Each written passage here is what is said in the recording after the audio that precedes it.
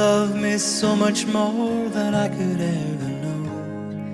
Your love is deeper than this world will ever show. And all of life's beauty shines around this moment now. The sky and the cliffs, they seem to change my life somehow.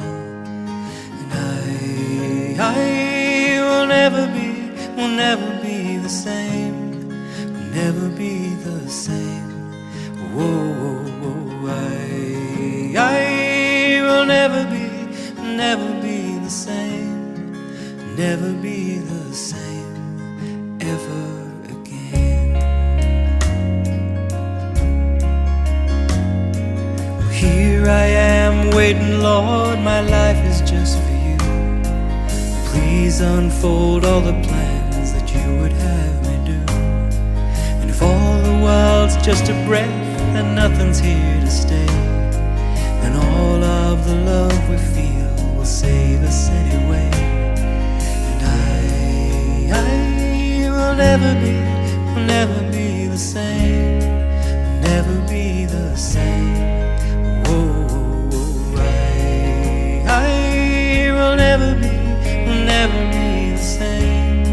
Will never be the same ever again.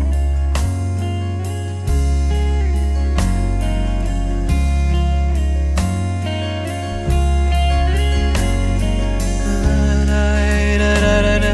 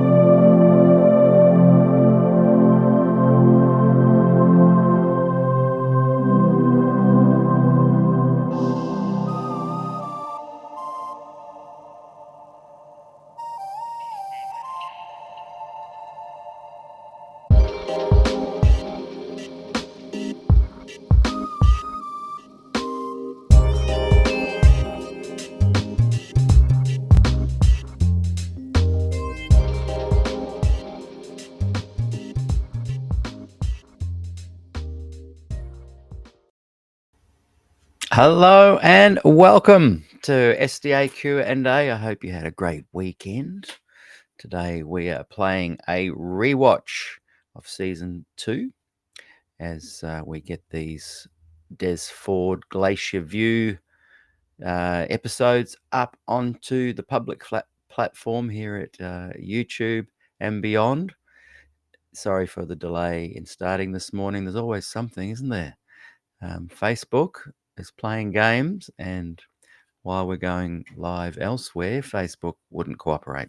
So if you are watching on the Facebook group, hopefully you can, I've posted the link there. I might get Adrian, he's watching, I think, just to go and check that the link is working.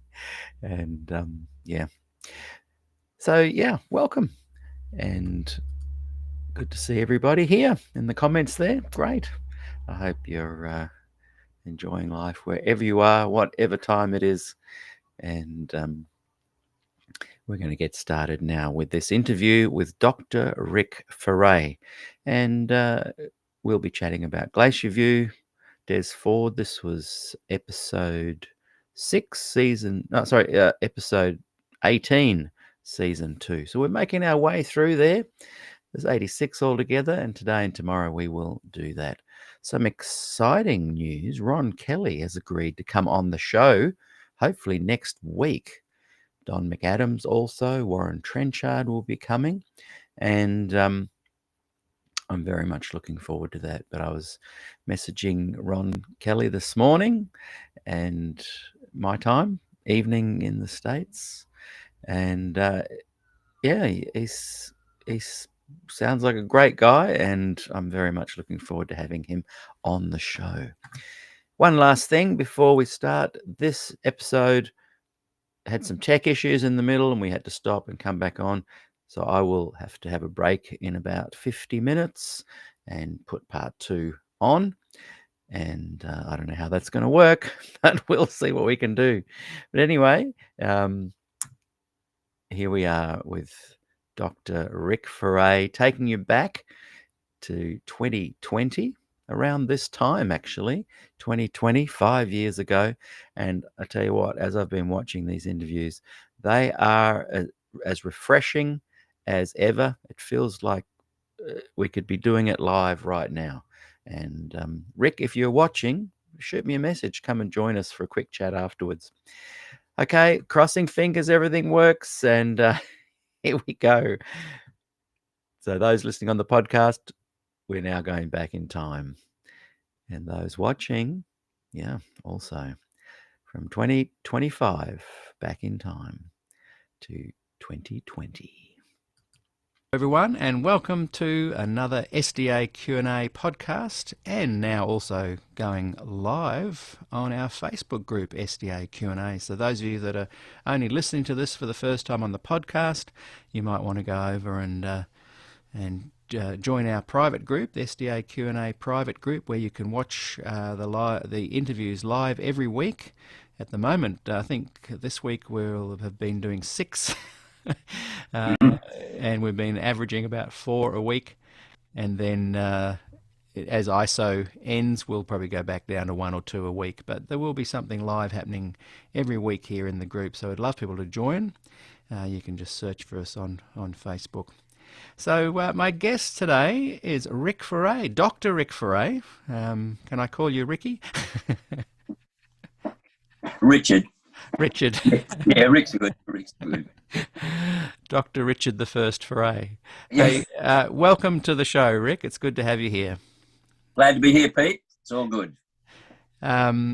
You've been following a lot of the interviews, and our special focus in this series is looking back at Glacier View as a reflective, a retrospective, the highs and the lows, and it's been fascinating hearing everyone's different perspectives. Can you just put us in the frame a little bit for yourself? What kind of age were you in August 1980? Were you aware of what was going on with the Glacier View stuff? You and I know each other from the music industry and playing music together a lot, and I've always loved your music and laughing and jamming and doing. We've even done a couple of tours together, Rick. Yeah. And I remember often having some really interesting chats with you in the car as we travelled. So perhaps give us a little bit of background of you, your study, your education. I want to come specifically soon to a question we talked about with Ireland and with your living in the islands and matching culture to Adventism and beliefs and this kind of thing. But just for now, just give us a bit of a background on Rick Ferrét, where you came from, where you studied, what your thoughts were on Glacier View, and then we'll springboard into that the sociological perspective after. Yeah, I'm basically a Wauchope boy, Pete, and those listening. Grew up there most of my life, Wauchope, Port Macquarie area, and started nursing at the Sydney Adventist Hospital in '76. Did my nursing training, met Jen there, and we were married in '79, right at the end of '79, December 23, the day after we were married. So this is '79 into '80. The day after we were married, we moved to Avondale, to Currumbong. That was the honeymoon. and started theology in 1980. So in terms of Glacier View and the discussions and that whole milieu of what was going on, I sort of landed at Avondale when that was really, I guess, at a peak time. Yeah. Certainly '79 was a peak year in terms of Des's discussion over in the US and that sort of thing.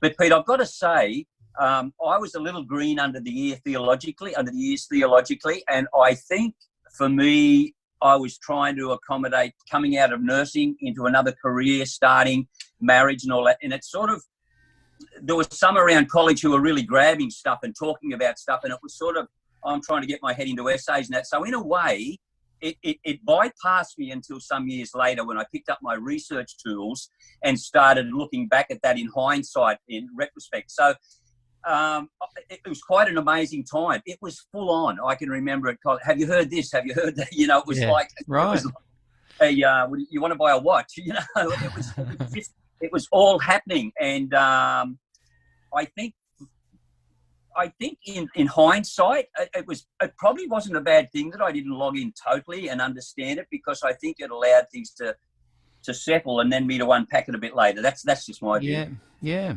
Okay, that in some ways would have insulated you from making any knee-jerk reactions to it.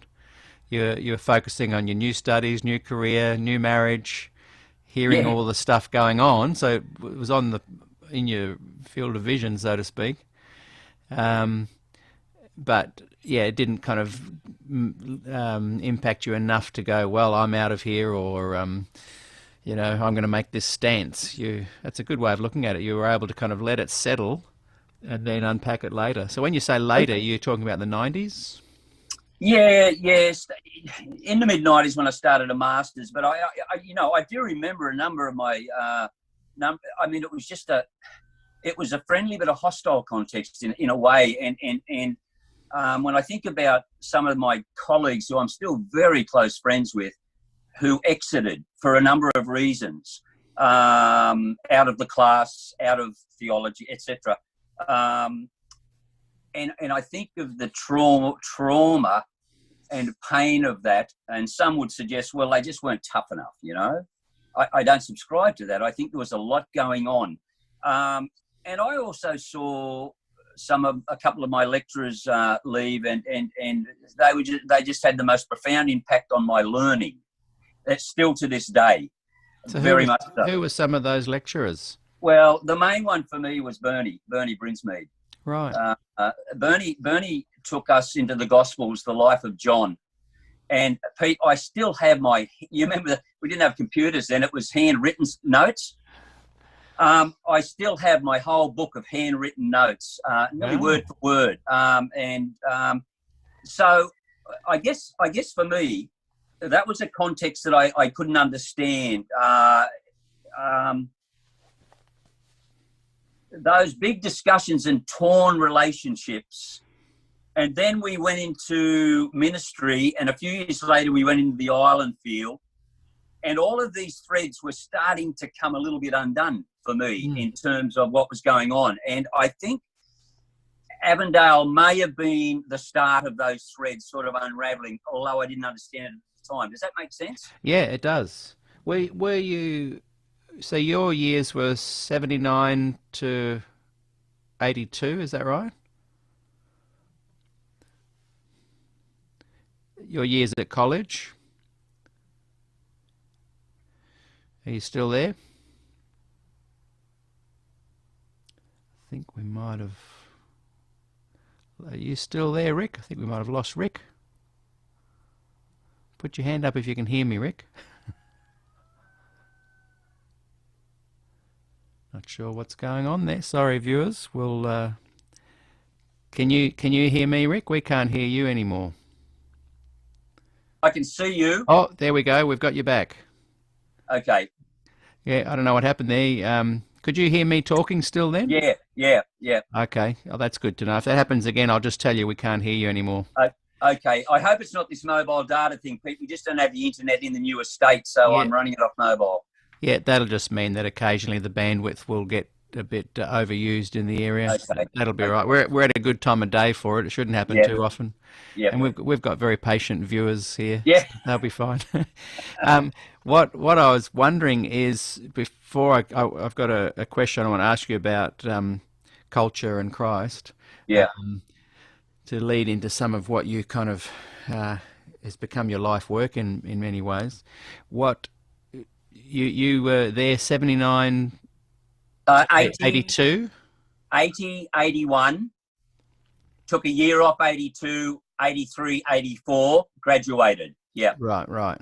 And so that was kind of in the peak where a lot of ministers were leaving, I guess, that 83 to 86 kind of time period. Yeah. What was did you have an emotional reaction when you heard about Des Ford getting the boot? Was there an emotional kind of feeling of like, wow, that's big, or that hurts, or that's unfair, or what kind of thoughts were going through your mind just with regards to that? Yeah, Pete, when I did my nursing, and by the way, if I had my way and I was still teaching at Avondale, I would just have all our ministers do 6 months of nursing.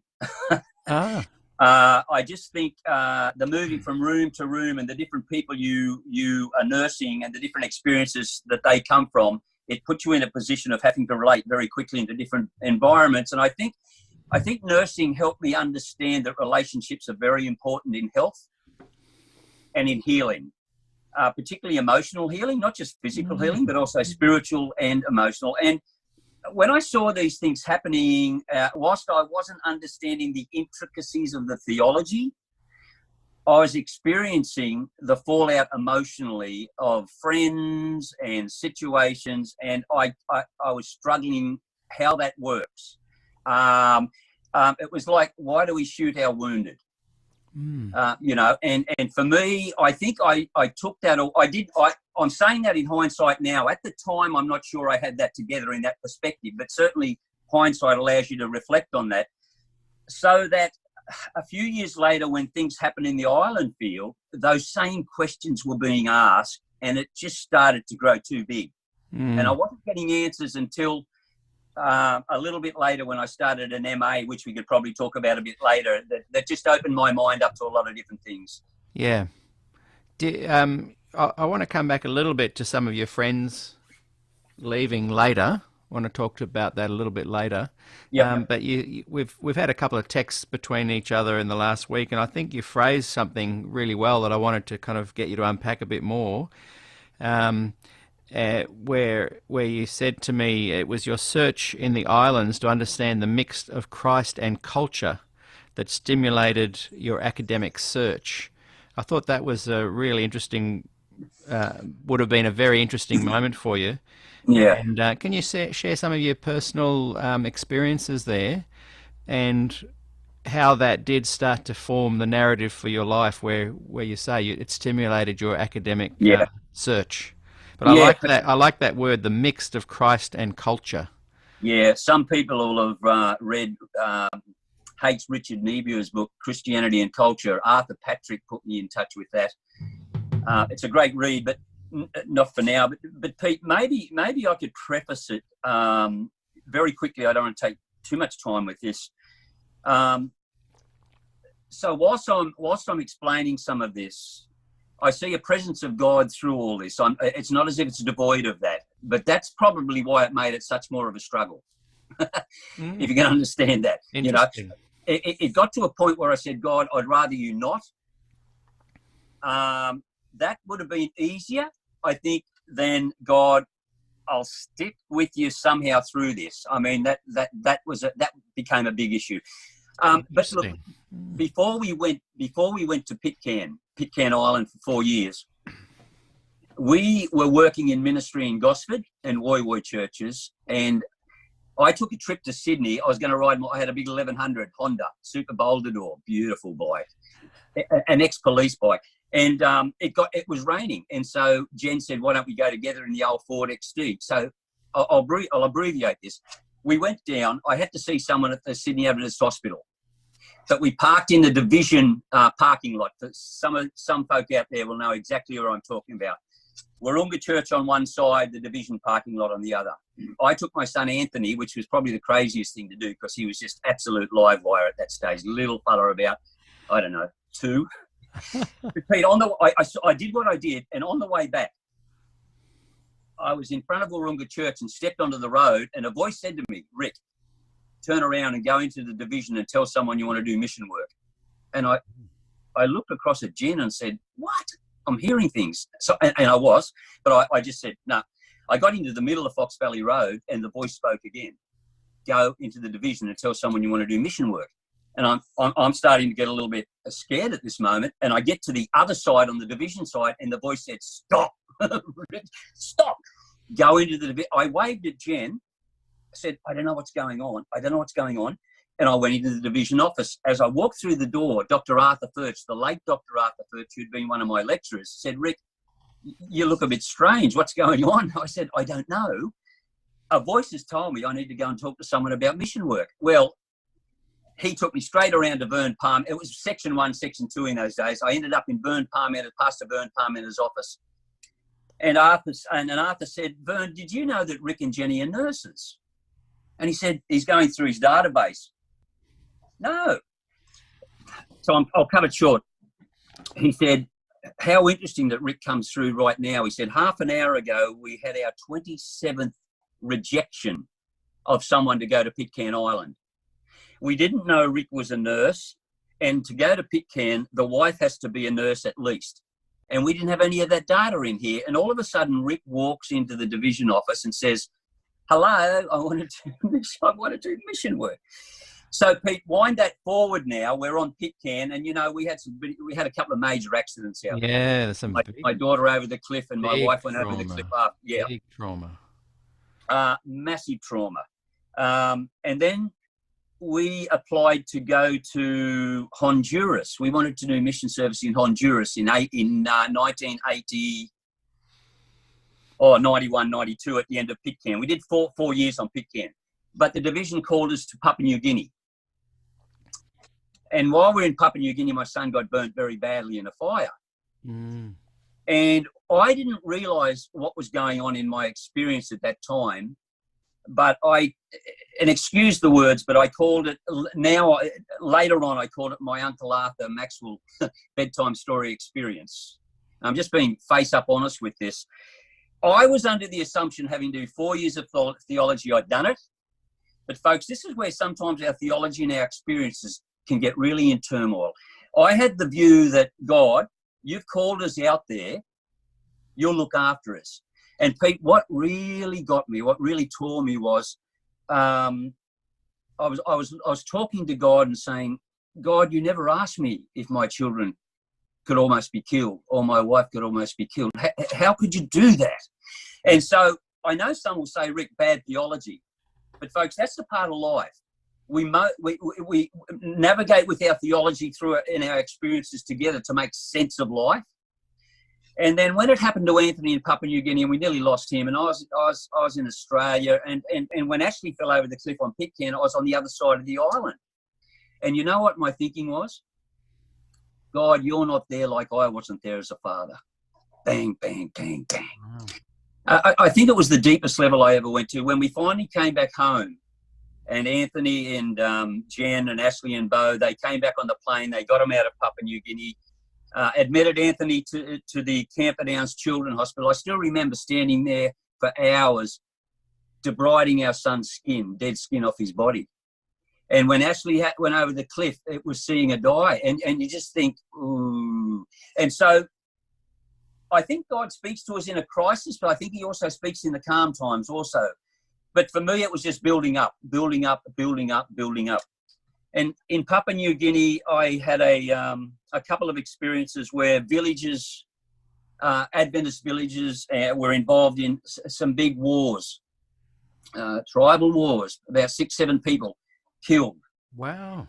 And 2 of my district directors represented each of those villages. So Pete, and our listeners, just imagine what's going on here. The villagers said to them, unless you get each other, unless you fight each other, you're not one of us. Can you see? Yeah. And so we're sitting in ministers' meetings with these 2 gentlemen on each side of the room, and I'm saying to myself, is Christ bigger? Is grace deeper than culture? How do we minister in this situation where lives are being lost and these men are expected by their people to do damage? Wow. So we had to put them in other places in Papua New Guinea. 2 Adventist villages. Yeah. Ministers. Yeah. Not entirely Adventist villages, but a lot of the folk were. Yeah. And the two people who were told to go head to head were Adventist ministers. They were my ministers under my care. Yeah. So that was one thing, and then there was another one, and I'm getting a bit of rattled with all of this. I'm going, how is the gospel seen in this? And just one other, there's many, but one other, 2 if I can, really quickly, and just tell me to quieten down if I get too much of this. Pastor Jessley Faragasso, I was secretary. Pastor Jessley, lovely man, went to grade 6 primary and taught him how to use a computer. But the most beautiful soul, said to Jessley, I'll help you with the communication stuff and all that if you bring me in when we have moral issues so I can understand the nature of the cultural differences and that. And he said, absolutely. I remember we drove out to Homu. Homu may not mean much to many people that are listening, but that's where Peter Canopa was murdered. And we drove in there in the old 4-wheel drive, and Jessie said, I'll show you around the house. This is in 1992. And we went in, and Jessie said, just come around the corner of the house here and have a look at the wall. Pete, this is 1992. The blood was still on the wall. Whoa. The bullet holes were still in the some of the shrapnel had gone through the metal walls. And I said, Jessley, what's this? He said, the people will never wash that off. What? They protect it because it's the blood of a martyr in their eyes. Now, I know there's a lot of things went on, but I actually had to go and sit down for about an hour. And Jessley came and said, Ricky, you all right? And I said, no, I'm not. So this is all boiling up. And then I went up into the church to meet with the Homu folk. And there's Peter's Bible open to the last text he ever preached. And I'm going, God, what are you doing? What's going on here? Okay, one last little one. This, Pete, I hope I'm not taking too long. No, this is fantastic. It helps to really convey what you're saying and what formed your interest that became a life work. Yeah. I was searching for answers, not only for myself, but for what I thought was everything, the big picture stuff. I had an old man, Lapoon Strait. I got to talk Pidgin up there pretty quickly because you'd sometimes go out and take a service in some very remote places. I remember walking for a day and a half. We flew in by plane, walked for a day and a half for a village. And some of the old men said, you're the first white you're the first Adventist minister we've seen since Pastor Len Barnard. Wow. And it's just amazing. But anyway, the elders brought this old chief in, and we shoes off, sat on the floor with him, and the men sat around in a circle. The old chief couldn't speak English. He couldn't speak Pidgin. He could only speak his talk place. And so they translated.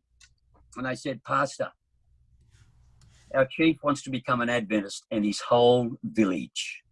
Wow. And in my Western individualized way, I'm thinking, hang on a minute, we've got to study one by, we've got to do this, we've got to study one by one. They've all got to make the decision. And it was rumbling through me, this is not how things are done in different places. So my whole cultural shift is taking place. But he has 6 wives. Ah, right. And a number of children. And Pete, I'm thinking, this is a dilemma. This is a moral dilemma. There's a theological issue at stake here. What do we do? And in the end, I knew. And Ted Wilson's father actually did a fair bit of study on multiple marriages and that in other cultures. But I knew if that man went and got rid of 5 of his wives, and the social dislocation that would have caused, how could I stand and say, here's the gospel, brother? You know, I've just helped destroy your family. So, Pete, in the end, my view was let the Holy Spirit lead you here. Now, some may say, Rick, you should have thrown the book. I couldn't do that. And so I say that because that was the dilemma of stuff I was facing. And, Pete, one I only said 2, but another short one. I thought I was up there doing God's will, you know. Well, I was. But I was up there for 4 years. I went up into a little place up in the Highlands. It was a Catholic monastery, in a sense. Sister Baines had been there for 45 years. I just knelt in humility and said, Rick, don't think you're doing showy stuff here, mate. I said to her, are you going to, she said, I'll die here because these are my people. She was from America. Wow. And Pete, I said, so what are you doing? She says, I'm building little hospices beside the villages for the dead to die with some respect. I said, what do you mean? She said, they're being thrown out of their villages like the lepers in the Old and New Testament because of HIV, and the folk don't know what to do with them. So I said, so what are you doing? This is a Catholic nun, head of a monastery, in trouble with her church, in trouble with the Pope. She said, Rick, I've taught my nuns to take the little scrolls and pin them up on the trees in the villages and teach the villagers how to wear condoms. Are you grabbing this? Yeah. And my mind's going, where's Christ? What's going on here? And then she ordered boxes of them to be airlifted and dropped into villages from the sky. and it sounds so funny, but in a way, it raised questions that I always just say, that same question. How do I understand the gospel in another place, in another time almost? And I just wasn't getting answers where I was sitting. And how to fit your, or the company, not company, but the church you represent, how to fit that culture in an existing culture, how to bring Christ out in that culture without disrespecting people's stories, journeys, where they've come from. Yeah. And the powerful social connections and interactions that are represented by culture as well. It could come in and cause way more damage going, okay, sorry, get rid of those 5 wives, you know. What do you mean, condoms? Come on, stop that. Yeah. You could cause way more damage with that. And Pete, it's certainly, there's no disrespect to my forebears. I have the utmost appreciation for the groundwork that all of the folk have done. I mean, they've gone with the commission like Paul, you know, go out there. And I guess the other part that for me was, when I go to somewhere else, I'm from culture A, and I go into another culture, it's almost impossible for me to divorce, and I can't divorce my own cultural playing out in the new environment. But I was learning very quickly that I had to start to navigate those spaces and understand primarily what another culture meant, rather than being bombastic and saying, I've got this stuff for you now. So it shifted my thinking in that process, and I started seeing that there are many ways to understand the things of God, many ways. And so for me, it was a big shift. And also, if you're looking at the conflict at Glacier View, around going on, percolating, the ramifications of it percolating underneath, when you're dealing with two Adventist pastors being instructed by their villagers to fight and potentially kill each other, that kind of puts the other stuff, it doesn't diminish it, but it puts it aside for you, because these are immediate things that you have to deal with right there on the ground that are huge. Yeah. And Pete, one of the things that we'll probably come to, but I can put it out there now, is theology is not the only measure of our identity. And I'll unpack that. If it is, and, you know, I guess some will want to correct me on this, but I think I've done enough to have a look at this. If it is, then we can slay each other. But if there are other things that are really important also, then we need to be very careful in the way we relate and the way how we carry our manners and what we do as a community. I'm just throwing it out there now, because I just saw, we've all seen things. And so that was what got my journey going. Pete, when we came back to Australia because of the accidents, I need to finish that little story just so I can launch into the academic side, I guess. We were stationed in the mission hostels down in Wahroonga. Most people will know that. I don't think they exist anymore. Yeah. I was connected with the old WAC in those days. Wahroonga Activity Centre. Yep. I was up preaching one day and I was falling apart. It was too soon. Nearly lost my daughter, my wife, and my eldest son. And still didn't know how it would all work out. And so I'm up preaching, trying to hold it together. And a couple of the chaplains were in there, and I don't think they'll mind if I mention their names. It was Roger Hanley and Roger Vince, two very good friends. And they saw that I was in turmoil, and they said after the service, "How are you going, Rick? What's happening?" They could pick it up. They were chaplain. They understood the dynamics. Yes. We got talking, and they said, "Hey, we do have a men's group, a prayer group. And you're more than welcome to just come and share what you want, or you don't have to share it all. Just be a part of who we are." Pete, it was the best thing I did. I think it saved my sanity in a lot of ways. But during one of those, it was hard. I got suicidal. I really did. I had to get help. I wasn't putting it all together. And I got treatment and I got help. I'm laying it out there now, but that's where I was. I don't think anyone gets offended with that. It's just sometimes we have a view of ministers or teachers as having all this stuff together. Well, when we're out in front of the pulpit at times, or behind the curtain, or in front of the curtain, we can be quite different people than we are behind it.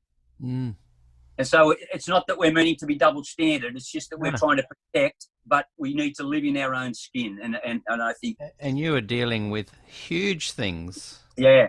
Huge things. Yeah. So we're in a prayer, and I'm quite angry with God still because I hadn't worked it out. You remember when I walked across the road to Wahroonga, the voice stopped? The voice spoke again. Wow. And we're talking now 4 or 5 years later. And I was very angry with God. How dare you allow my children to be touched? Where were you? And Pete, I still remember the words. I'm quite angry, and I'm shouting at God. And the words were this, and this was God the Father speaking. When your daughter went over the cliff, and when your wife went to get her and fell also, and when your son was burnt in the fires of Papua New Guinea, I was right there with them like I was with my son on the cross. I'm not kidding to anyone. I don't tell that story that often because it's just still after 30 years, bang, bang, bang. Yeah, powerful. And it started me on a journey. And Pete, what I had to go back home and do in my own mind, was say, God, I've got to let you go so that you come back big enough so that I can't control you anymore. I needed to control God. God was saying, Rick, you can't. But if you stay with me, I've always promised, and I learnt later, and I had it mixed up, that God always says to us, I won't necessarily stop the things from happening, but I can guarantee I'll be with you when they do. And I guess, Pete, now when we view with the cancers and all this later stuff that's come along, there's so many times I wished I could kick all this out, but there's something in the back of me that says, God's bigger than all of us. God's bigger than all of us. Just stay close enough in whatever realm you stay to hear what he wants to say. That's, Pete, it's almost if I'm scared to walk away from that now because of what's happened before. And that got me energized then to ask more questions and seek more answers. But it was that experience over 5 years that probably I would have left the ministry. I was gone. Yeah. That's incredible, mate. I only knew the kind of the edges, the fringes of those stories. I guessed at how difficult it was, but I really appreciate you sharing your heart there. And I think part of community is feeling that you are able to do that without judgment. Yeah. And I guess, Pete, and moving into another area is,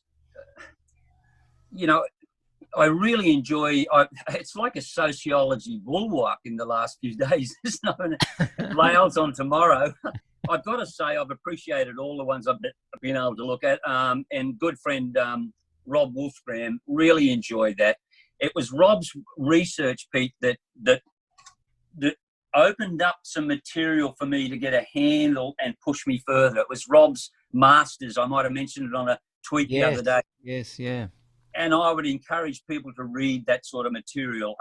It allows you to get a bigger picture. Look, theology is massively important to me, but it's not the only view or the only lens by which we see life.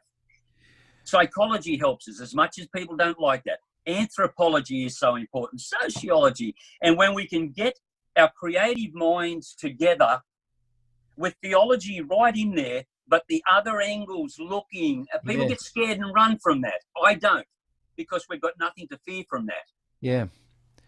In fact, when I'd finished the interview with Bob, I thought, and you and I have had chats about this as well, I thought, I don't think there's enough of that kind of discussion going on, because it helps to explain why humans behave the way they do if they're put into certain systems and structures and cultures, and I think would really help bring understanding to situations and perhaps even stop or stave off some of the train wrecks. Yeah. Is there any kind of I know the churches sort of have embraced counsellors and psychologists, but have they embraced sociological research, and have they got people they can call on? Like, wouldn't it be great if you're at the SPD or one of the unions or the GC, and you can say, look, this is the problem going on. Let's chat to Bob. Let's chat to Rick. Let's look at some ramifications here from a sociological, anthropological perspective. Is there any kind of place for that? Is that kind of thing happen at all? Not really, but I guess I've been a bit biased with my teaching at Avondale, where I've tried to, simply because I think the more lenses we can view ourselves with in tangible time gives us a better insight to how we think, feel, react in all of those ways with each other.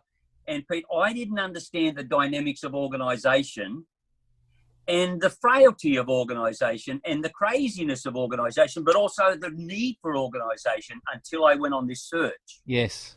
So I was a little bit limited and a bit naive. I thought, well, this is God's work. Nothing can come undone. Yeah. Yes, in a way, that's the ideal. But the reality is God is happy to work with us nuts. Yeah. Yeah. but that creates a lot of tension. Yeah, yeah. And we can talk about that, but it was Rob's work, and the same Max Weber, the same sociologist that he kicked off with him delegitimation of charisma, and he talked about that, so I don't need to go back through that.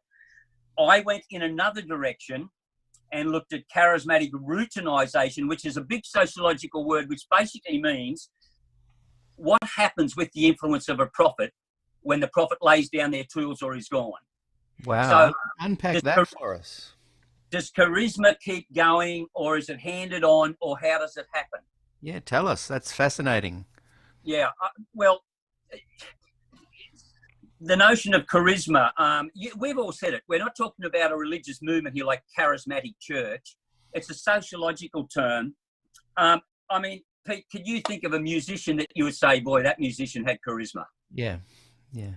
And I think we all could. I mean, I'm thinking of Bob Marley or someone, you know, yeah. or Elvis.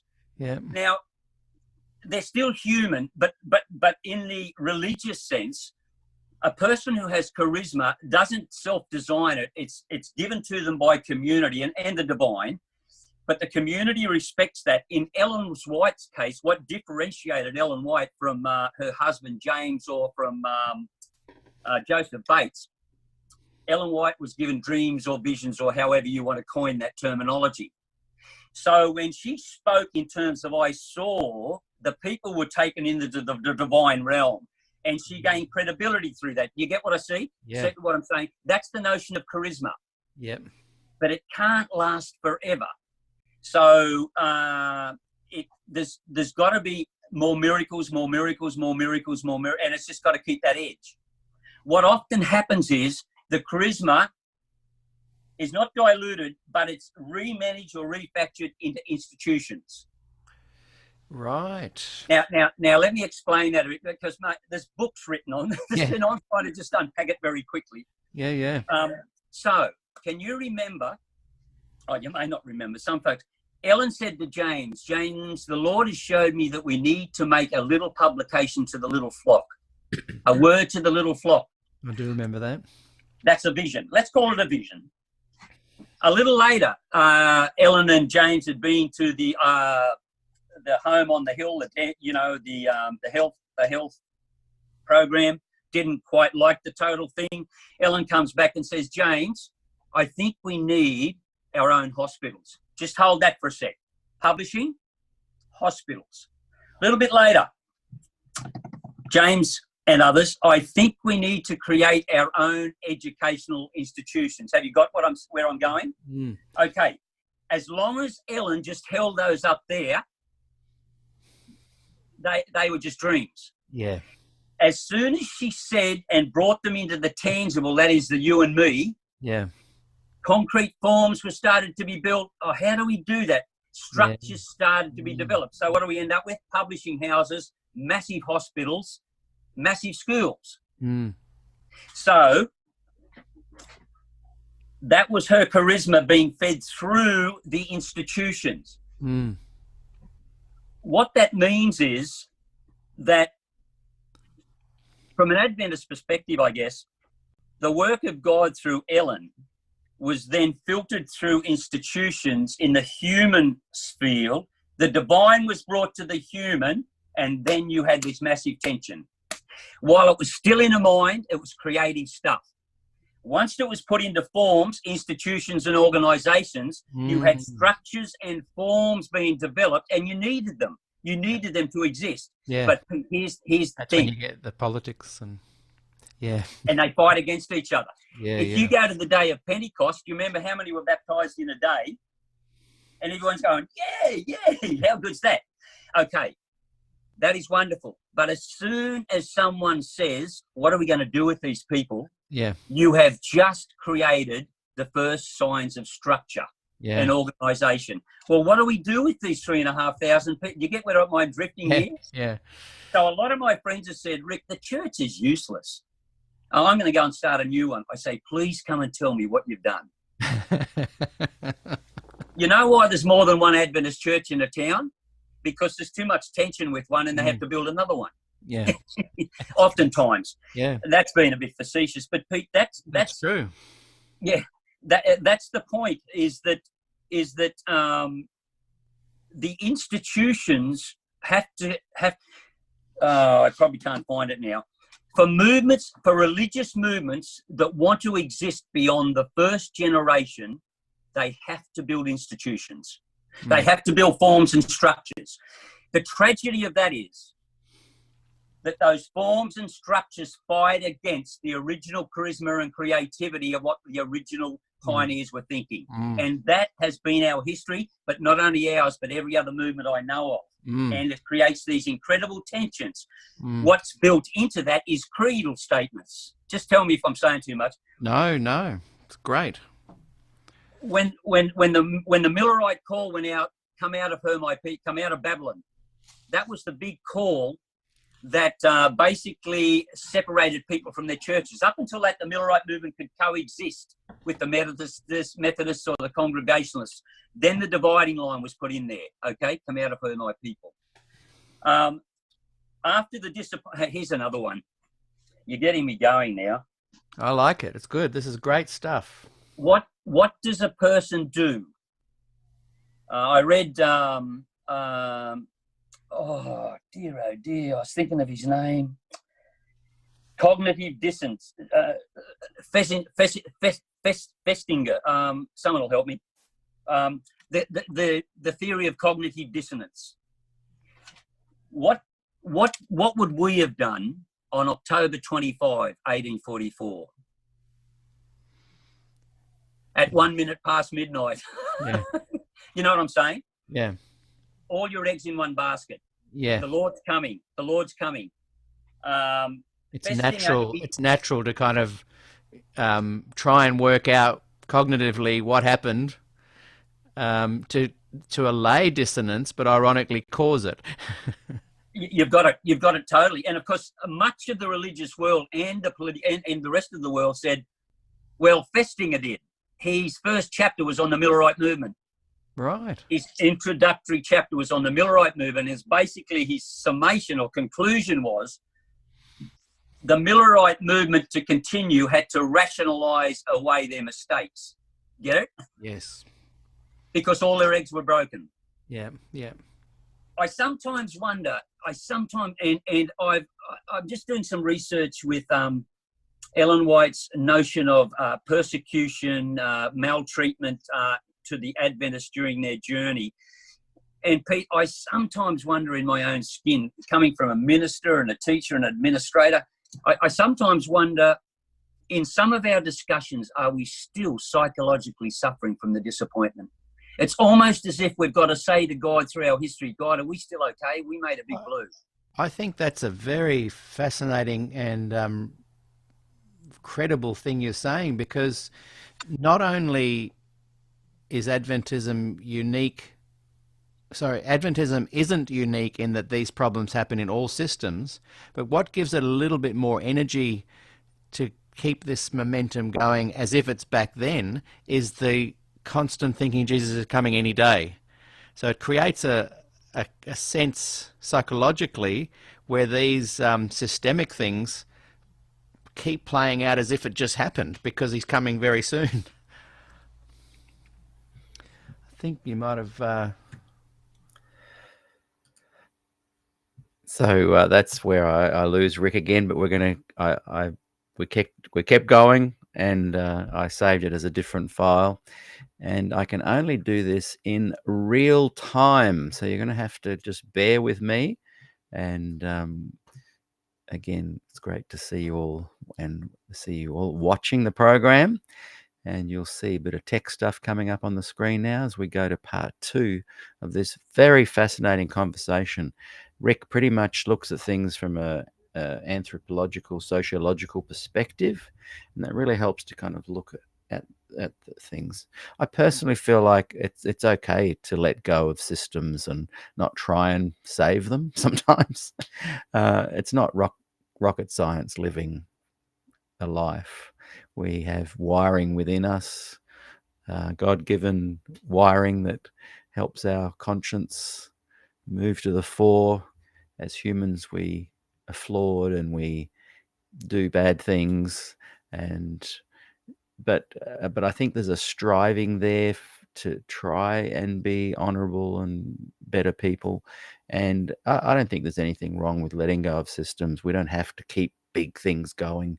As I've often said, I love cafe culture, which just means hanging out with a couple of people, feeling the sun on your face and the gentle breeze on your back if you've got a nice climate. It's not rocket science to live a joyous life in community, but always being mindful of these sociological, anthropological, human conditions that permeate and complicate our lives no matter what. So I think living a successful life with friends and community is often about shedding some of this stuff, but being mindful of the sociological templates and implications. There's a lot of effort, I think, people put into justifying Adventism's existence. And yeah, I think it's good that they've got the hospitals, and there's lots of great things that they do, ADRA and things we've mentioned. But, no one could ever mention Ellen White again from today forward, and the world wouldn't change. We wouldn't be worse off. There'd be other inspiring people to point us in the right direction. People say, oh, but Ellen guided me to the Bible. Well, if there was no Ellen, some inspiring person would guide you where you needed to go. Anyway, let's get on with the program. And as I said, I have to do this in real time. So no doubt you're seeing on the screen my master hard drive. I don't know what you're seeing actually, but I'm just having to find part 2 of this incredible interview with Dr. Rick Ferrét. He's a local guy. I met him mainly because he's a very talented musician. And he and I, in the early days, did a lot of music together. But he's also a very smart individual. He's retired now. He lives about 30 minutes away from where I live. And he's written some books. He's got a really good book. Oh, is it on Butler? The famous Adventist president of many years ago. I did an interview with him on that. I'm pretty sure it's that book. And once again, I'm just prattling. Apologies as I find part 2. Here we go. Got no idea how it begins. Let's see. I think this is me of 5 years ago trying to work out what on earth is going on. And it's young Pete over there. How you going, young me? Where do I look? Did you know back then that SDAQ&A was going to continue on for 5 years, 400 or so interviews later? It's weird, isn't it? So anyway, I'm watching myself there trying to reconnect with Rick. And let's see, I might try and put it forward. Hey! We're back. Oh my goodness. Hey, we'll quickly go straight back So to the room. let's get into it. Enjoy. And I'll explain what happened then. All good. We're back to 2020 now, those who are listening to the podcast. And I think I remember what I was saying. I don't. It was a good point.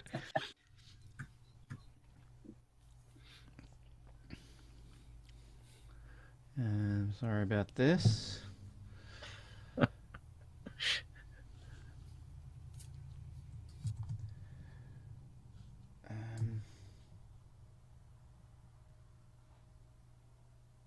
Clearly, someone doesn't want this discussion. It's everyone that doesn't like the barn night. They're good at computers. They hacked into my computer, and hang on. Hang on, I just can't do two things at once. All of that. And hopefully it didn't wipe what we've done. If we have, I've got interview starting again now. A new post. 2025 me, get on with it. 2020 Pete, come on. Well, that hasn't happened. Someone doesn't want to hear your... No. But hopefully the good thing is I recorded it. We've got people joining back again. Apologize for the unexpected crashing of my Wi-Fi.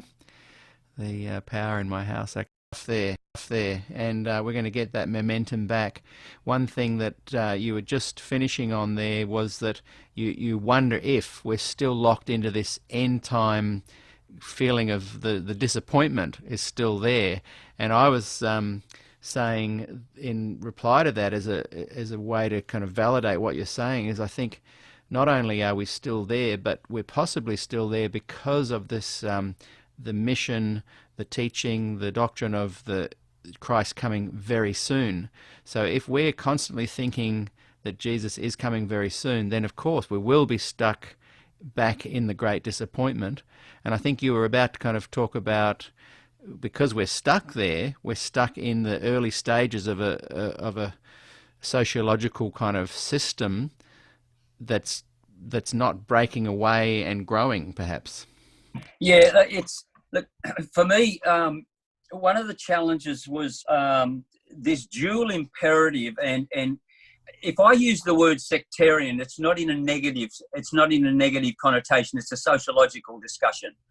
A sectarian movement is one that hives off from the mainstream and retains some of those basic elements, but has unique ones to itself.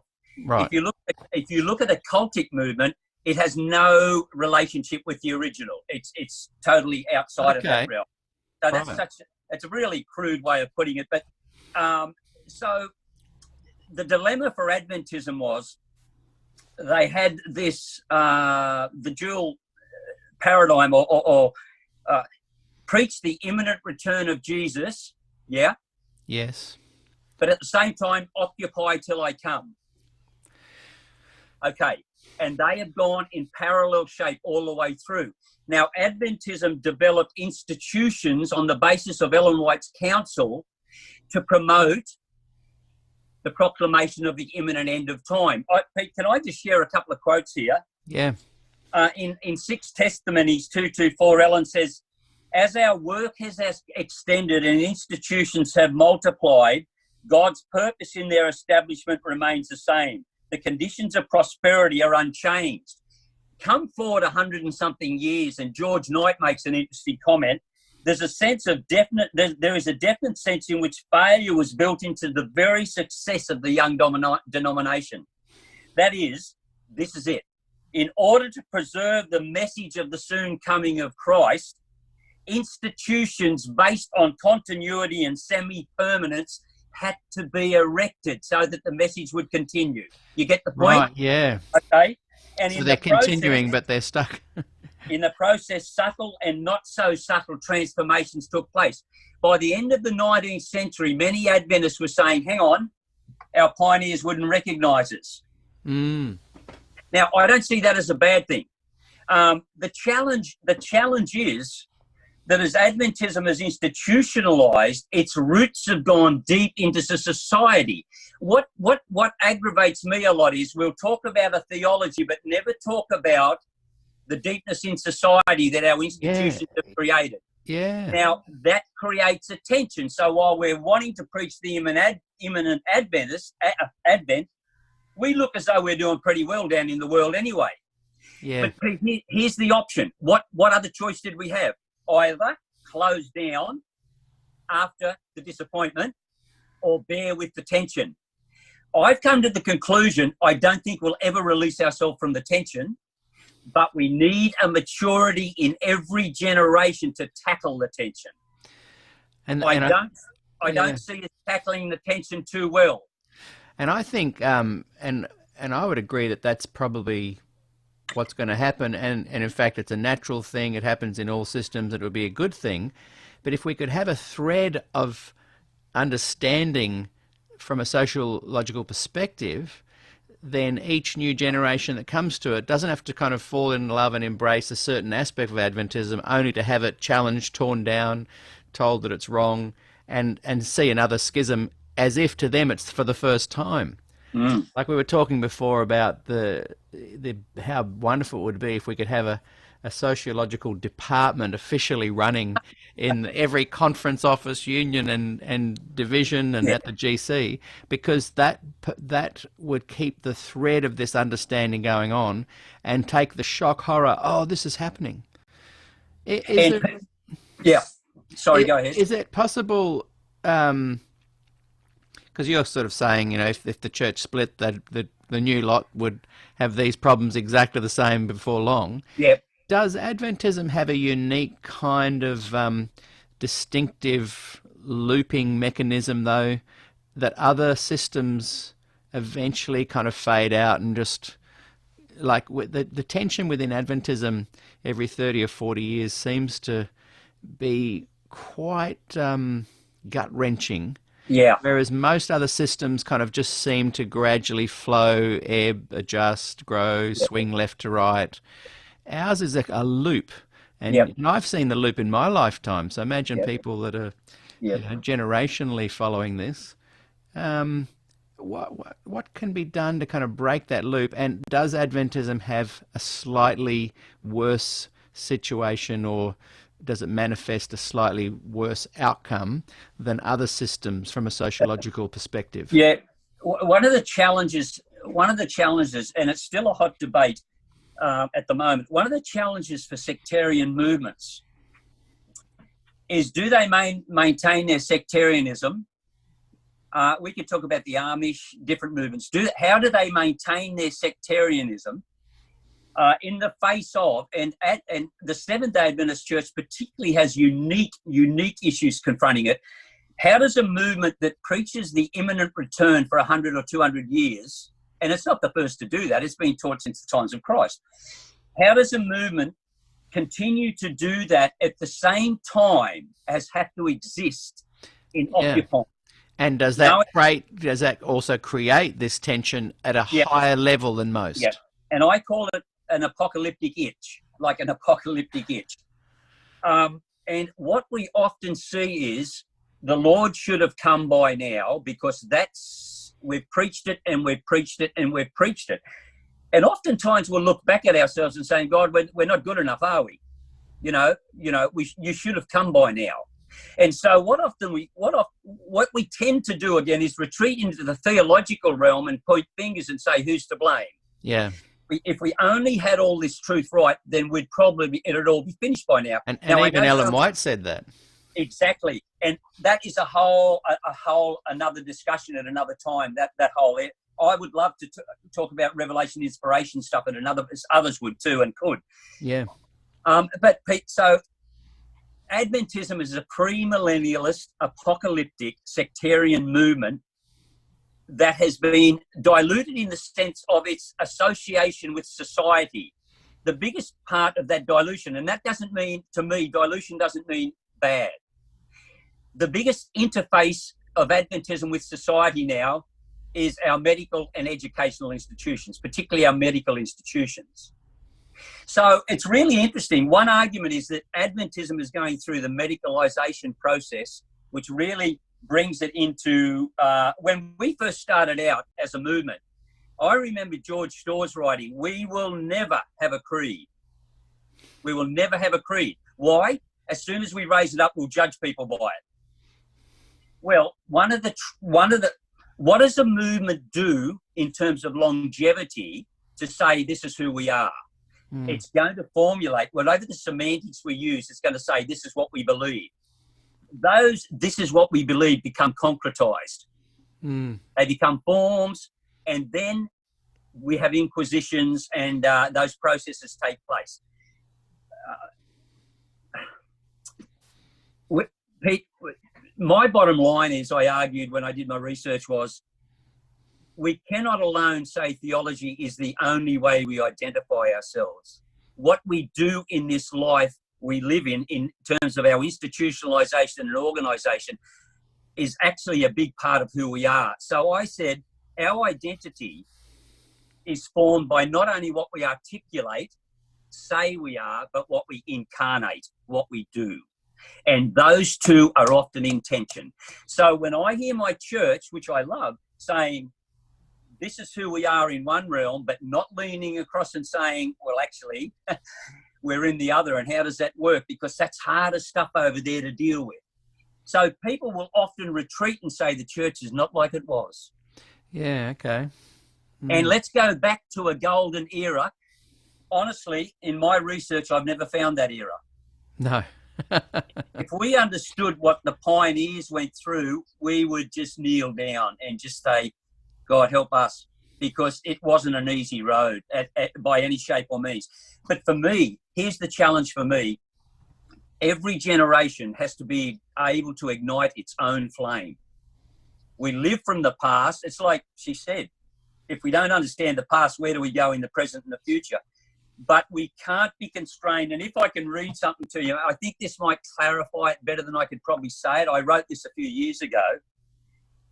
Bear with me if you don't mind. Yeah, it's great.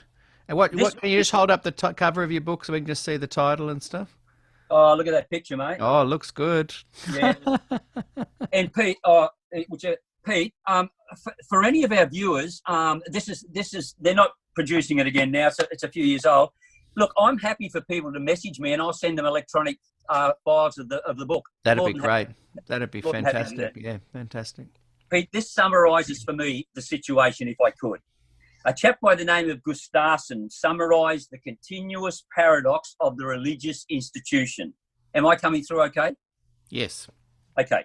When he declared that the religious vessel, the religious church, well, I'll put it in that term, provides a structure that wants to grasp, maintain, and provide form for its treasured oils. However, any vessel is by definition restrictive. New wine, old wineskin sort of paradigm. That's great. Thus, the same form that seeks to protect and preserve likewise imprisons and imperils. There's the tension. Yep. So the words religious institution are a contradiction of terms almost. How can religion, which deals with the sacred, the divine, the transcendent and beyond, be put into ordered human concrete systems and not suffer dislocation? Yeah. And neither reformation nor renewal comes easily, since religious institutions and organisations exist to provide stability. There's the rub. Yeah. So the creative minds, Pete, here it is. Why do we have educational? And when Ellen White said, let's build schools, she opened the can of worms. She said, don't be mere reflectors of others, think for yourselves. We didn't know what she was saying. The education system wants to undo the gate and let the theories run through. Churches by nature and organisations by nature want to close the gate because we've worked out where it's going. Always. So oftentimes in Adventism and other movements, you'll hear the hitting of educational institutions. If they only preach the right thing at Avondale, they'd get it all right. You know, those sort of scenarios. Yeah. Well, yeah, okay, we can learn, but that's what education does. It teaches you, and that gate was opened many, many years ago, and it propelled Adventism into the world, which our pioneers would never have thought could ever happen, because the Lord was going to come before all that. That's right. Yeah. So here's the thing, and boy, you have articulated so succinctly what's going on. This is why I think this is kind of what you and Bob Wolfgram have opened and made aware to us is so important, because all of a sudden, so two things I want to say. All of a sudden, first of all, you look back at Glacier View, and you go, okay, well, look, perhaps we don't have to demonize your Parmenters and your Tolhursts, because they were part of a system that almost anybody that held their title was going to do what they did because of the way the system works, the way the whole process of this kind of that all institutions are facing. People reacted predictably almost. So that's one thing that helps to, I think, take a bit of the sting out of some of it and can help maybe with a bit of the healing. That doesn't exonerate anyone from doing anything bad, but it just puts it in the frame a bit better. But secondly, I want to know, does Adventism seem to do this on a ramped up, a highly intense situation in other systems? And secondly, what can be done about this? Because wouldn't it be great to actually come up to something that can help bring about some kind of resolution?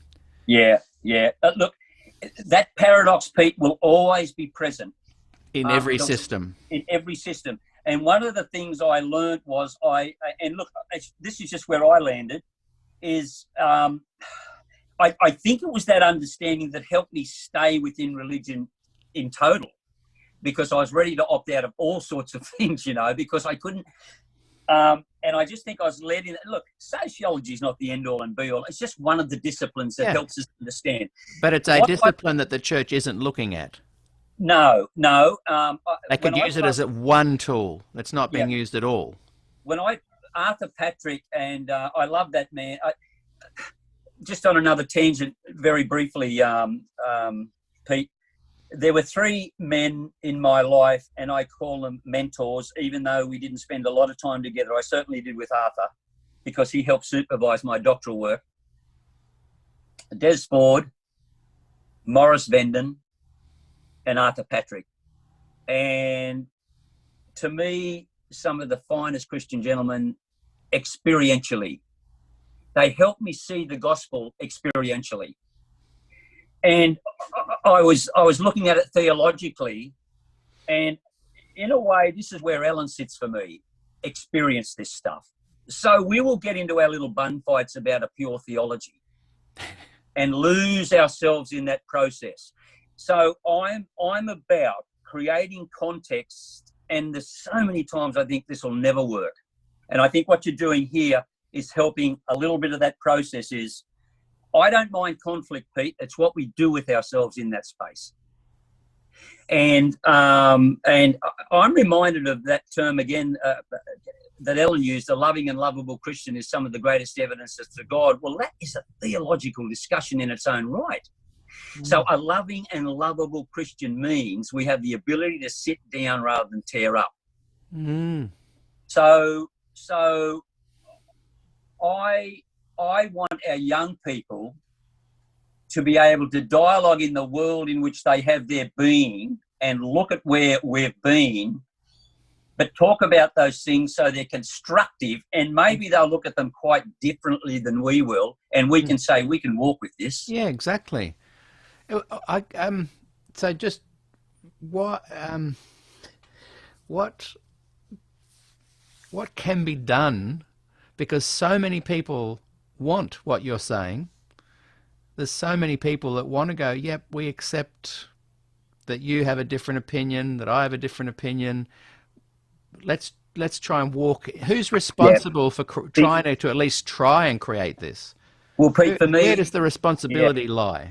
Yeah, I think it comes back to us, Pete. You and I want it, but it doesn't seem to be being implemented. I know what you're saying, and I guess people say, well, we've tried. My circle of influence is very small, and I'm just where I worship. I've sort of restricted myself to that place now, saying, where does God want me to work here with these sort of ideas? Let's meet with people. Let's discuss around the home. And I've gone from throwing it big, let it catch on. Yeah. And Pete, am I pessimistic? Well, human nature tells me a little bit I am, but I also know God's big enough. And so I sometimes wish he'd slap me around and say, get out of all this. Yeah. But it's just, keep working with it. But I think even if you keep working with it within it, like you and I, we've come to different conclusions. we're still mates. We still enjoy hanging out, Yep. having food together. I'm thinking it from a viewpoint of not what a lot of people have come to terms with, Yes. but in a sense of future generations of young people. I had a fascinating discussion with a couple of young people this morning, and they feel very torn because on the one side they'll have quite a charismatic conservative leader come to their church and they feel Yep. like yep, this is the way we should go. Next minute they have a very liberal charismatic leader coming and yeah, no, sorry, it was this way I should have gone. And they're very confused because there doesn't seem to be someone at the helm kind of saying publicly that, look, yeah, we've got all our problems, we've got this history, we've come, even if they understood the sociological background of it, there's no one really saying, you are welcome here. There just seems to be silence. I'm trying to work out who's responsible when you look at an organisation, sociologically speaking, other organisations, Yeah. do other organisations that come to this, have there been any that have successfully at least got it a little bit under control? Pete, just for the sake of the kids. Oh, yeah.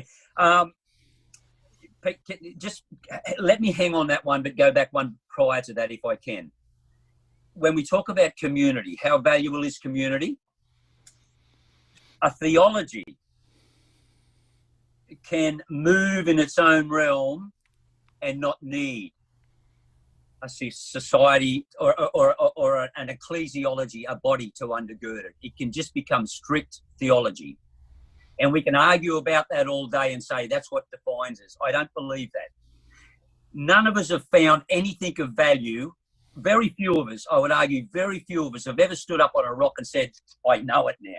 Mm. We've all been socialised in an environment that has helped us understand the big pictures in life. And those mentors that is, you've got mentors, I've got mentors, all of our listeners have mentors. Pete, I would say where I go is I've got to stay within a community because that is where I find ourselves in real time and our real being able to talk. I would love it for the organisation at every level to be able to get that together, but I know too much now. And look, I'm not being brash here. No, we're speaking not about Adventism, but across systemic. General. This is a system problem. And people will say, well, the Holy Spirit's not. Yes, the Holy Spirit is there, but it's working with foible humans. Yeah. And the nature of organisation is such that we do become self-sufficient and we do become and George and I talked about it, we could become the ultimate end contradiction. A movement that was brought into existence to preach the second advent, but has become so comfortable in the world and so deep down in the soil that we've lost sight of what that means. And that's a contradiction.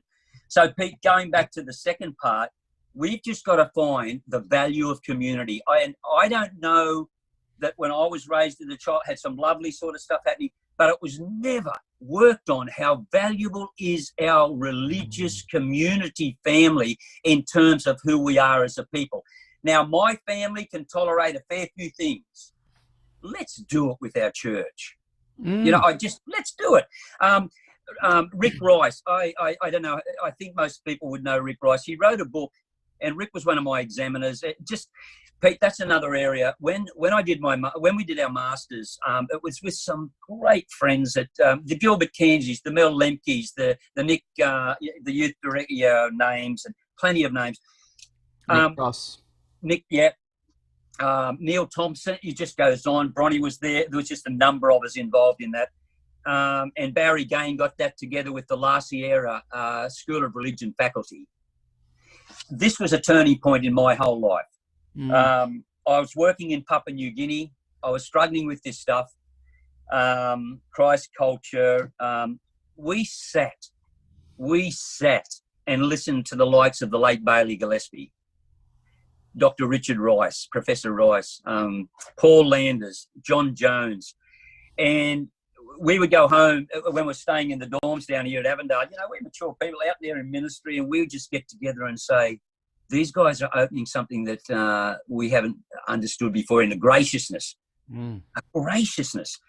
But the man that was stood above all for me was Charles Teal. And Charles Teal was a sociologist, the late Charles Teal. And it was he that said, as a movement, we are more than what we say we are. We are what we incarnate as a movement. So, Pete, what that means for me is, as a movement, we are social creatures, social beings who have emotions, who have, all of those sort of things. Why does theology become the only measuring rod when there's much more to it than that? And so my argument is, let your theology be discussed in a healthy environment. But what sectarian movements tend to do, particularly an Adventist movement, is not tolerate that. Yeah. Does that make sense? Makes a lot of sense. It's brilliant. It's great. And I think the responsibility lies somewhere for that to happen. Yes, with you and I. But one of the things I loved, and I think it's done across the board, but the North New South Wales Conference Office has a person that their job is to oversee and check on all the other ministers in the North New South Wales Conference. It's probably done everywhere. Yeah.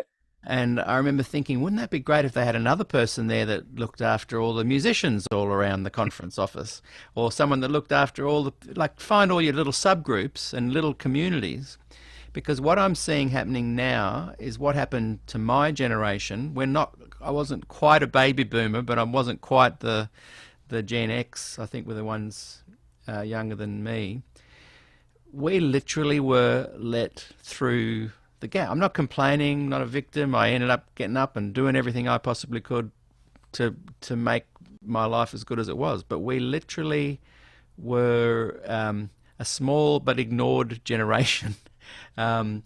Because the leadership was not, they were doing what you're saying. They were focusing on this kind of battle of theology going on and standards and all this kind of stuff. If there's people watching that have power way beyond you and I, maybe they could take that on board. Because what's happening right now is there's a lot of young people, and I talk to a lot of young people from millennials down, that are just going, we're a little bit confused. Who's the captain of the ship here? Is there anyone really interested? There's lots of good programs put on, and there's feel-good sort of sermons and stuff.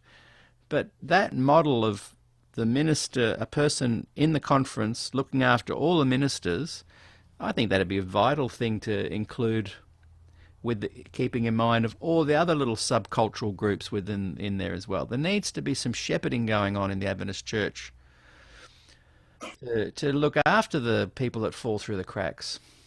Yeah, it's a perennial issue, and it's so true. When Rick Rice wrote that book, he actually sent a draft copy to me, and I think he was playing with the title. Some of you have read it, and his title at the time was "Behaving, Believing, Belonging." Behaving, believing, belonging. And I was flying in a plane from the States back, and I was thinking, just invert that, reverse it. Belonging, believing, behaving. Now, why do I say that? He got a lot of flack for that, because, Pete, my give is from growing up. And I'm not saying here that theology is not important. It's extremely important.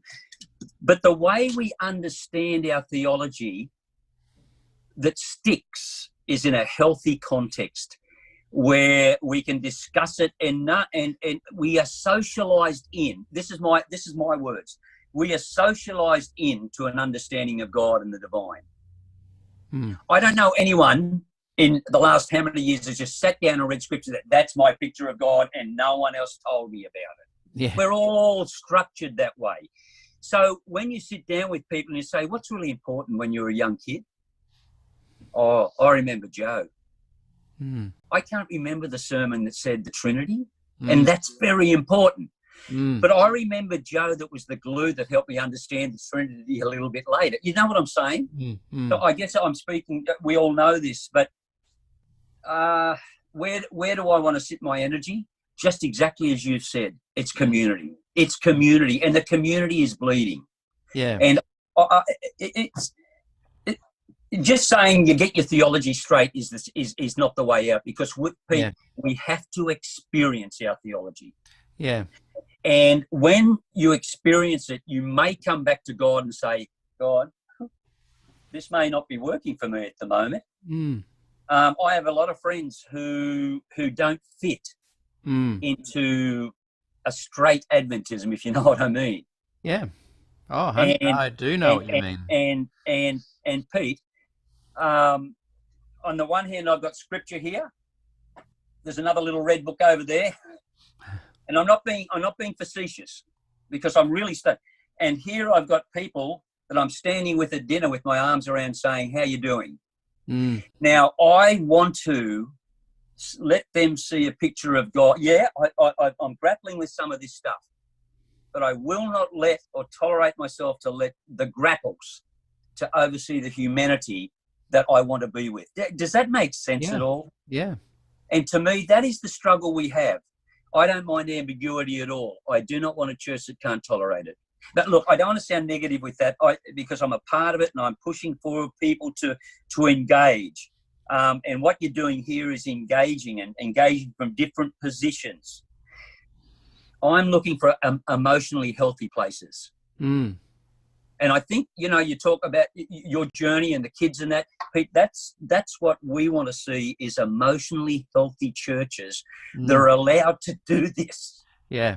Here's the irony. I have felt friendships, bonding, experience, connection, gospel, worship, but and again, I'm not being a victim. I never felt community in Adventism. But here's the thing. I saw it. I saw that your generation, a little bit older than me, almost having a camaraderie around the topic. The ministers, I'd long to be a part of that. Or I'd see at college there was a bunch of young Adventist ministers. We used to call them the basketball crew, because they all seemed to love basketball, and they'd go off on holidays together, and they were, and there was a smaller group of us that bonded over surfing and music, and we liked cars, and but we weren't in any way organized. We just liked hanging out, and we would have our little bands, but we weren't a tribe. And I could see the little tribes all around, the college lecturers, that I wanted to be kind of a part of, because I felt like I had something to contribute, and I'd hear people saying great stuff, but we weren't even ushered into that. Yeah.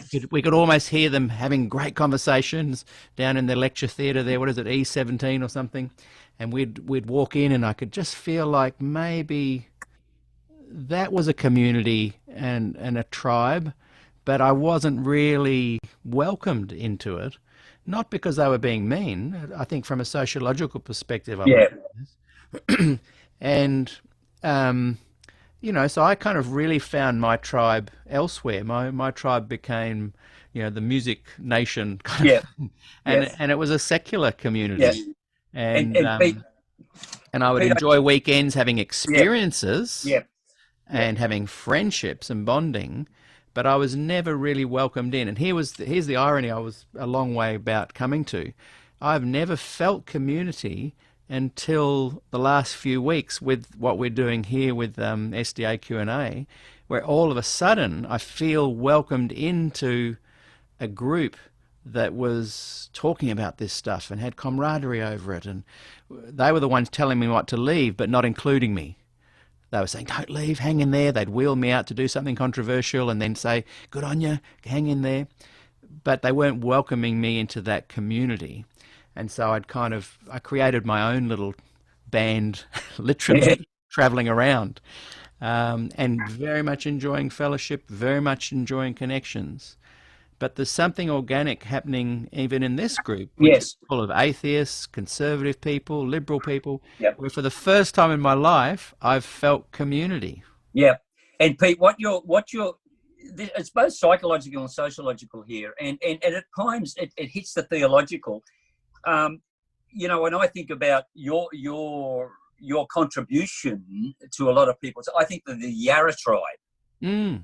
Now, that isn't a formal church community as such, but what's valuable about that is that you participated in the memories of events where people connect. What you're doing here is you're reconnecting in meaningful ways for the area that you need to find that community. And I think a lot of other people are doing that. And we may not have it as a church name, but in a sense, in a sociological sense, it's a community. It's a church community. It's whatever you want to name it. Because like I had a sense of feeling that I belonged to the Yarra tribe, more as a collective of other people that were like me that didn't belong. Right. And so the community should be gathering around something that makes not a group of people that don't belong. And I guess the only reason I'm saying it is it's not in any way to say poor me. I've had the best life, and I've got a lot of living to go. It's just been wonderful. I'm not saying poor me at all, but I am noticing for the first time in my involvement with Adventists my whole life, a bunch of other people that don't feel like they quite belong anymore. And that's why I think what you're saying is so valuable, because it's really putting it into a frame, and it's actually bringing it into focus like I've never heard before, even though we've spent hours chatting in the car. Yeah. Look, I think that, Pete, is because we've talked about restricted communities within an Adventist perspective. This is what the community looks like. This is how the community functions, and this is how the community will be, and this will be the way we have to judge it. Look, every organisation, every family has to have boundaries, no problems. Every organisation has to have boundaries. But there are some fundamental things as a movement grows that it's got to be really careful about. Someone said, let me find it, Pete. It's probably the last page here. Excuse me while I find it. That's fine. Hamill said, throughout the history of the Christian church, believers have found it difficult to accept this double-edged sword. True religion clings to the old that proves to be truth, but reaches out for new and more appropriate understandings. Hamill said that. Someone else said, when we evaluate a religious movement, we always look at what the institution has done well for us, but we haven't often evaluated what it's done the opposite to us. And I think that's a really significant conversation. I mean, I know we've moved from where we were with your point. And I'm thinking as you're talking, what is it for Pete with this community here that's creating a community, the value of that. Yeah. And I like someone's just written, Beck, Pete, you were part of my community when I was at college. And so thanks for saying that, Beck, because I'm definitely not saying I didn't feel included, and I felt like I was valued and I felt like I was able to contribute. I'm talking about the kind of community I think that a lot of people long for, where they can just be themselves in a small gathering and have camaraderie, which I would often have after gigs, and I'd chat to people like Beck after gigs, and I felt a huge sense of inclusiveness and a huge sense of feeling valued and that my life had meaning. Yeah. But there's a comradeship that I even would look across at the Concerned Brethren and think, boy, I wish I had that gathering around, camaraderie. And my camaraderie was usually hanging around with people that said, boy, I wish we had that camaraderie, and ironically would cluster together. Yeah. And ultimately, so I'm just highlighting, I'm not making this about me. I'm happy. I've felt valued. I've always felt valued. It's just an irony that I'm feeling comradeship in this organic kind of group where there's a whole lot of different people with different ideas and different opinions and perspectives. And I guess I'm asking you about that because and what allows that your study, because of your study. What allows that to happen, Pete, is a community that can wobble enough, and this is threatening for a lot of people. Because when that community is defined totally, you've got to believe it totally this way. That puts massive restrictions on it, because the first question we'll ask is, do you think the same as I do? And so our adhesion to a community is simply on the basis you believe exactly. I heard someone say the other day, I cannot worship with you because you play that sort of music. Yeah. Not the best statement to say. Can we worship together and discuss that difference we have? That's a better way of going about it. Yeah. So Pete, a sectarian movement will have those constraints all the time, and that's the battle. So how we adhere to this and this, and so we get people cut out of that. What you're creating here is an opportunity for people to engage who not necessarily agree at all. Yeah. But you can walk away and say, we're still community. Now, it seems superfluous, but wouldn't you love that to be, so someone will point, well, but Rick, at the end of the day, we've got to get down to the hard tax. It's all about what we believe, and that's our total identity. Unless we're proper Adventists, and we will have no community. I would argue against that. Because the proper Adventist, if you're not being a proper Adventist, the Lord won't return.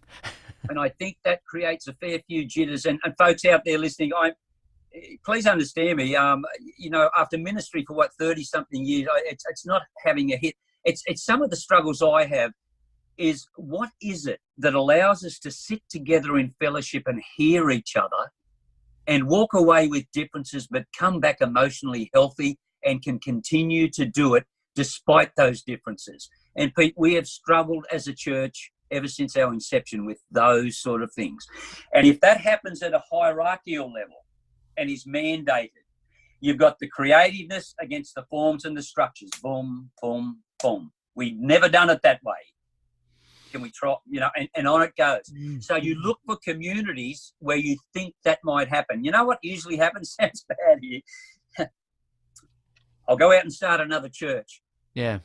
Give it time. It'll go through the same organisational process. Yeah. So find the light that is still somewhere there, and just keep with the people that keep that burning, that burns for you, that or burns for whoever. Yeah. It's not a negative thing for me. I think it's just the nature of humanity that we struggle with, in those forms and structures and the theology and all of those things put together. People, with Adventists, just be relaxed. Just be real. Just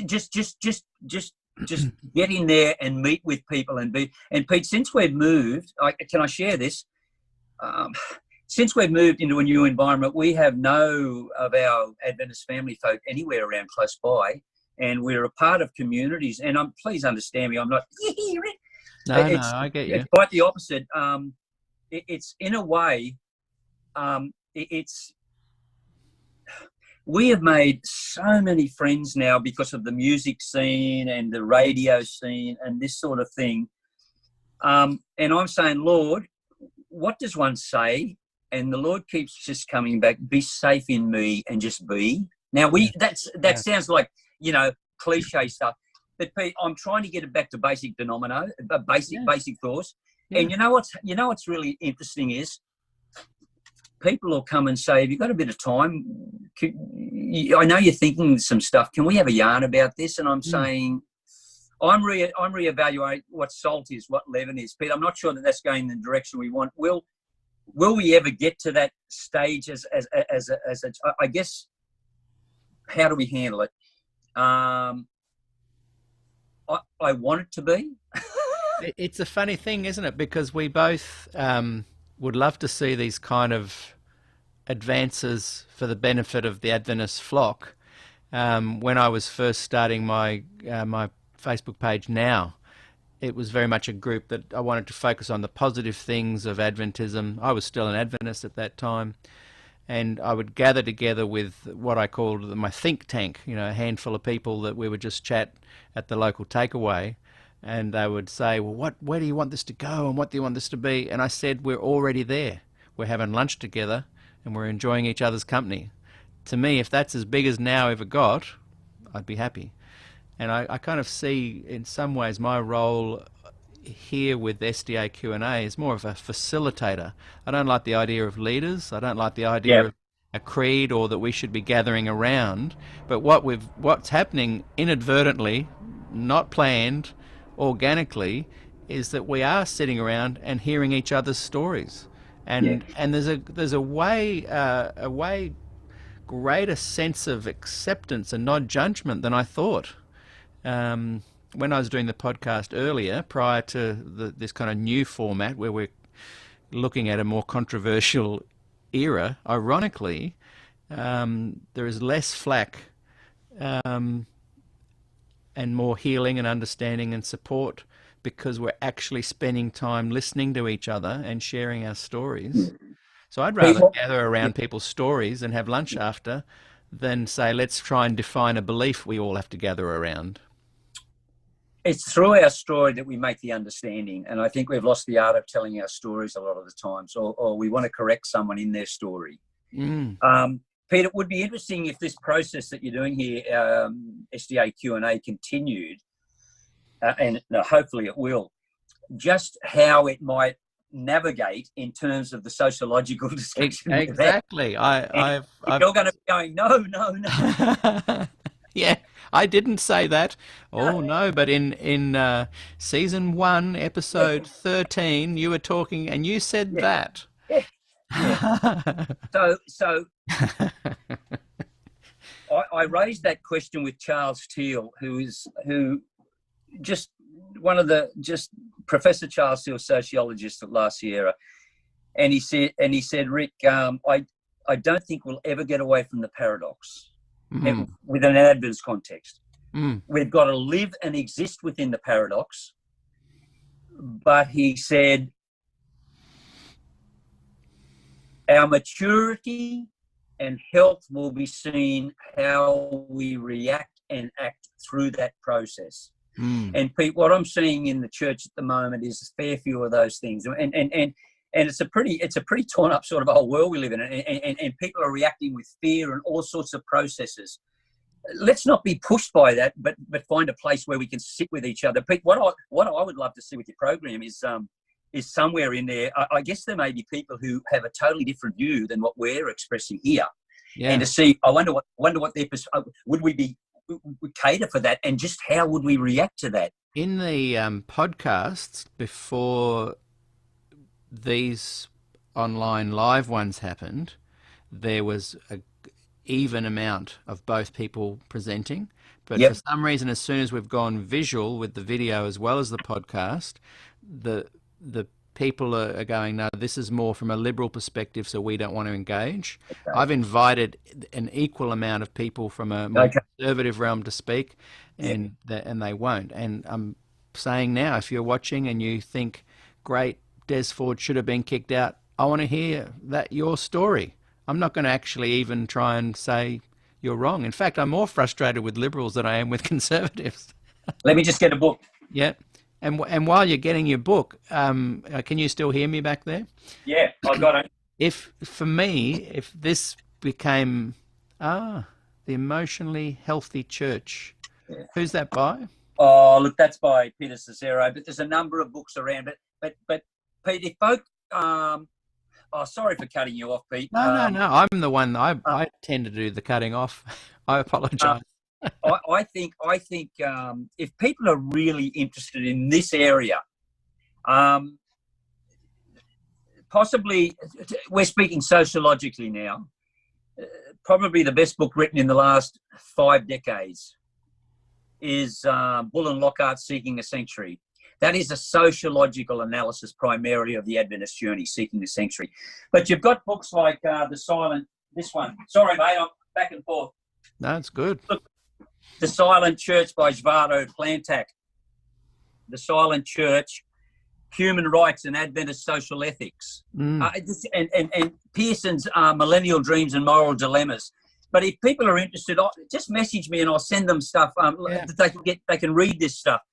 But yeah, like I said, sociology is not the big guru by any means, but it's a way of helping people understand the processes that happen in the tangible experiences of humanity from a religious perspective. Yeah, it's another chord in the song.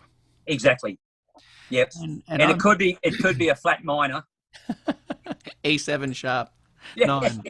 The Jimi Hendrix chord. Yeah. And look, I'm interested in your thoughts sociologically on this little community that is growing up organically here. Because I'm going to be organising some programs where we're going to have guest speakers and music and things. And I'd like to even see down the track where we actually get together in the real world, not to create a church or a movement or anything. That'll be the challenge. Well, because what I would say to you, and I've just seen Tim Bircham come in, and I can see Andrew Skeggs there, and Anne Yeah. Rowenfeld. If and Brian Bridges just joined us. If if nothing came of it, and I could still have a conversation with you, and with Tim and Anne and Andrew and Bruno's just joined. If I can still have that, then that's success to me. Um, if we can still gather together for lunch, but at least us share our divergent views, that's a success. And in some ways, that kind of foolproofs some of the problems that could come from an official structure being set up. It's really more of a social gathering, but a community that has meaning and Yeah, and values its people that it choose or choose not to be in it. And the challenge will be, as we've talked about, to maintain that creativity without it being pushed into places that loses a sense of what you initially started it for. And that's where Adventism has found itself. Yes. But And look, I think you can try and avoid that by limiting your expectations of it in a good way. Like literally, if it was all the dust settled and you and me were just having a strum on our guitars on the porch, having a banana thick shake yeah, and calling it SDAQ&A, that's enough for me. And if it only lasted for 6 months, that's enough for me. yeah. Is it our expectations in systems that in the end kill us? Our Yeah, it's not just expectations. Groups want to expand. Yeah. They want to have a centralized viewpoint. They want to spearhead their movement into mission fields and around the world. Yeah. And Pete, that's the paradox again. There's the tension because go into all the world and preach the gospel. Now, when that is here, what a great idea. As soon as you concretize that and put it into actual structures, here we go. Okay, we need to get a boat to go there. We need to get people with licenses to go. So you look at Adventism now with medical, the medicalization of it. We need to, we were fine when we could operate as a movement within our sectarianism in terms, and again, I say that's not a negative term, it's just the way we express it. So, but while we had our health retreats, our hydrotherapy, I can remember the arguments when I was at the Sydney Adventist Hospital when the hydrotherapy unit was ceased, the water therapy, because people said, but that's what we've always done as a church. It was hydrotherapy. I'm just about finishing a book on pillar. Yes, in health reform, and some are crying that we've lost that. What's caused that? Well, we've been here a little longer than we thought. And whilst we're here, we now have to comply with a number of regulations, both educationally, medically. What's interesting is, theologically, no, we don't have to. So we can stay as a movement theologically and not stress too much about interference. So we as a movement have a religious liberty department to protect the edges of our religious liberty as a church. We don't need that necessarily medically or in terms of education because that's not threatened. We are governed by state regulations or Commonwealth regulations. So the Sydney Adventist Hospital has to abide by certain registration or they'll be deregistered. We can't operate.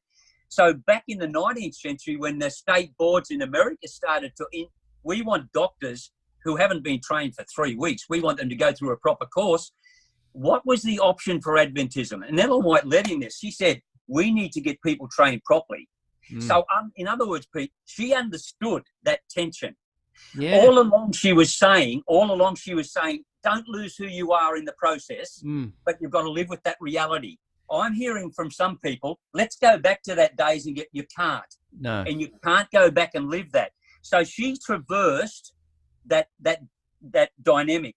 And by the turn of the 20th century, in the States particularly, most of the hospitals had to be fully registered, and so did their doctors and nurses. Now, what does that do? It limits your sectarianism. And that's when John Harvey Kellogg said, this will be a non-sectarian, the Battle Creek Sanitarium. It got the church up in arms. I know what he was saying, and he was sort of saying it quite different. I'm just about finished a book on it. Ellen White and John Harvey Kellogg, a little bit of tension. Oh, I'd love to read that. I've read some very interesting over Adventist literature. identity. Yeah. Which way will the church go? Will it hold to a theological stance or more a medicalised stance, hospital? So interesting little journey.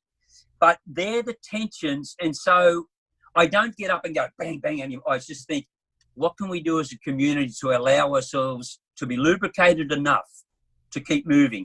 But a sectarian movement by nature is hierarchical and it flows through.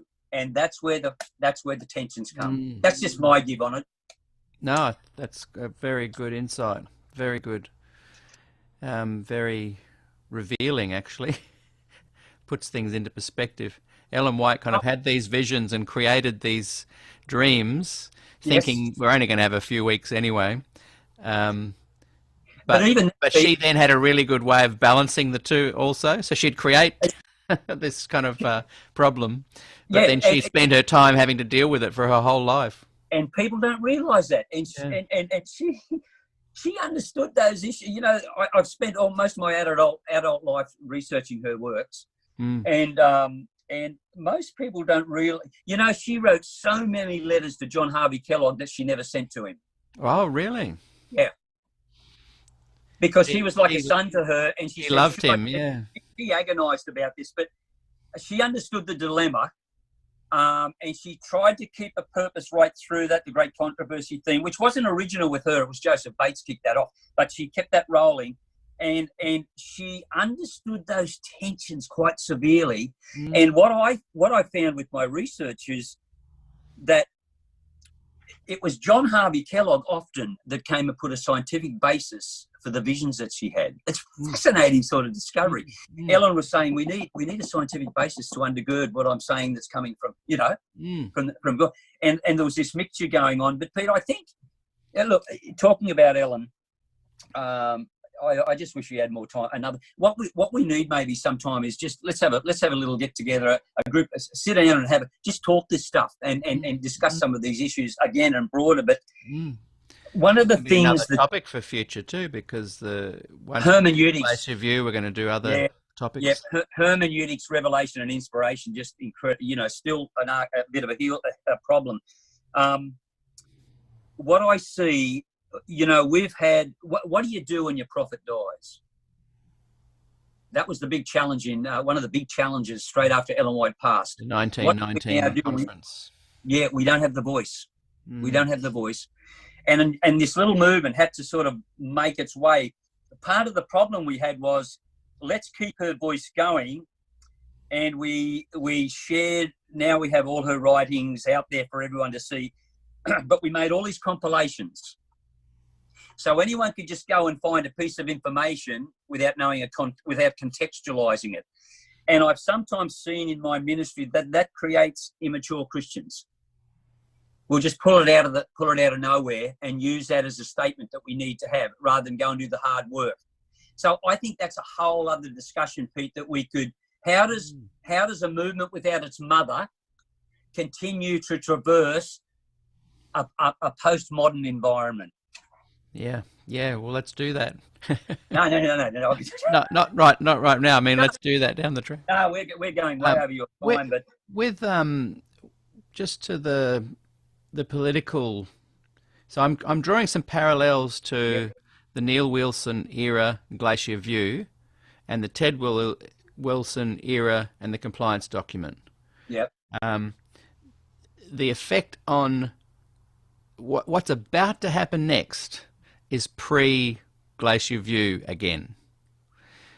And I guess I've been trying to say for a few years now, how do we head this off at the pass?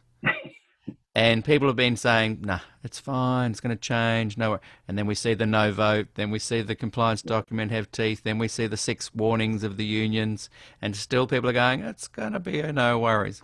So, not judging, but from a sociological perspective, when you've seen other systems hit these kind of similar walls, repeating themselves again, potentially we're about to see a whole bunch of Adventist ministers lose their jobs, get defrocked, the same thing again, young people getting hurt, families getting hurt.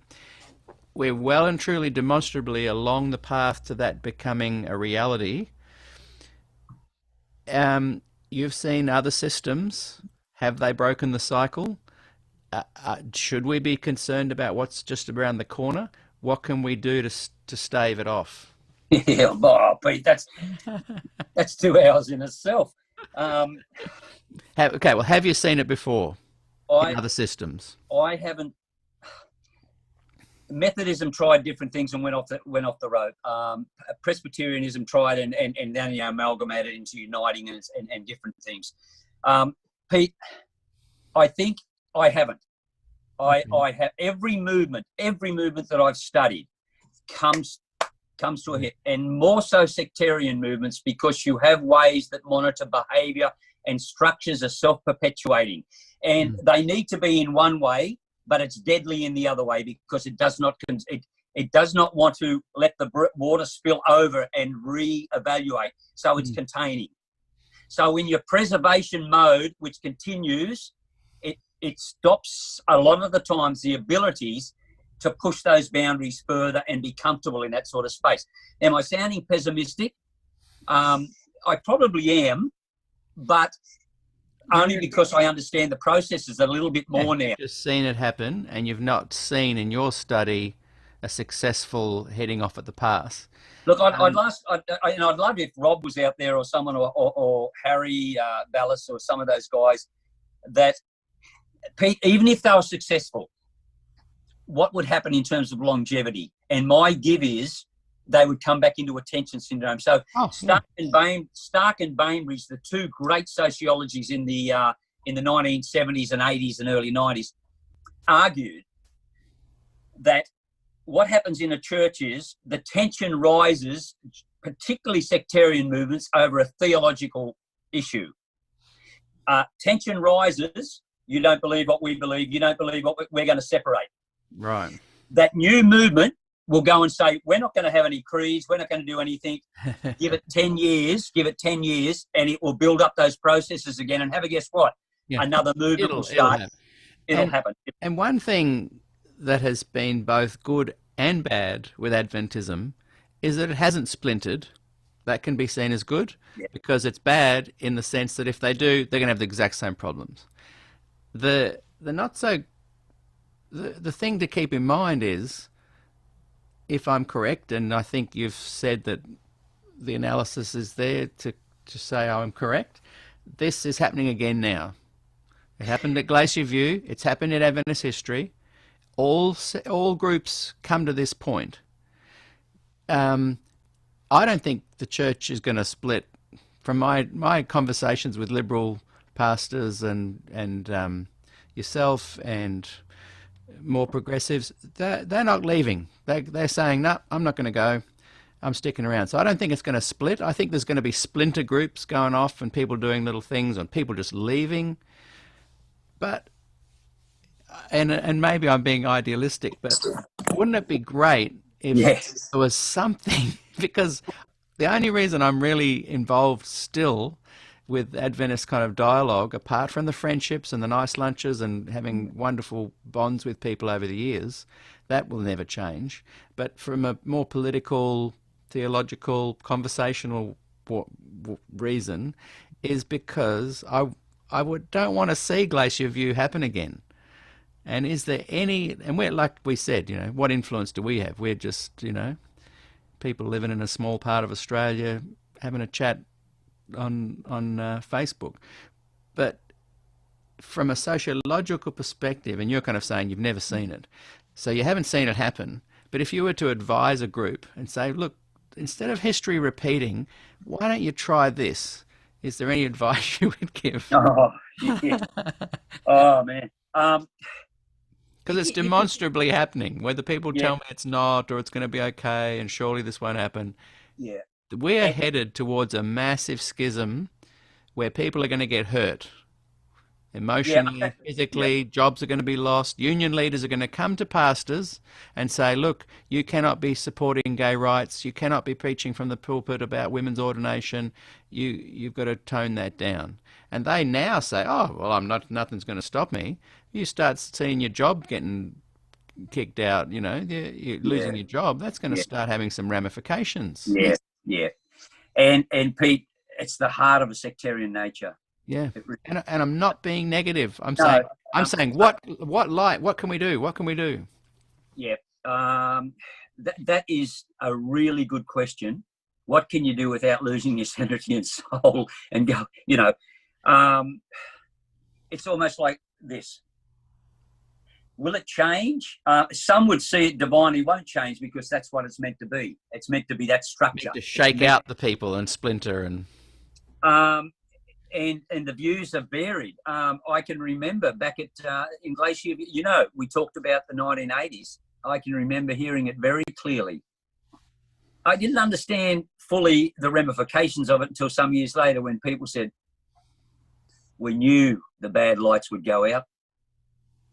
Oh, like Des, we knew, what Eloy talked about in the last days. And I later on grieved about that because what people are saying is, I'm okay. I didn't do it. Yeah. They're the ones that did it. And Pete, I'm looking for a healthy church, and I know it's sort of going around and around. The structures frustrate me.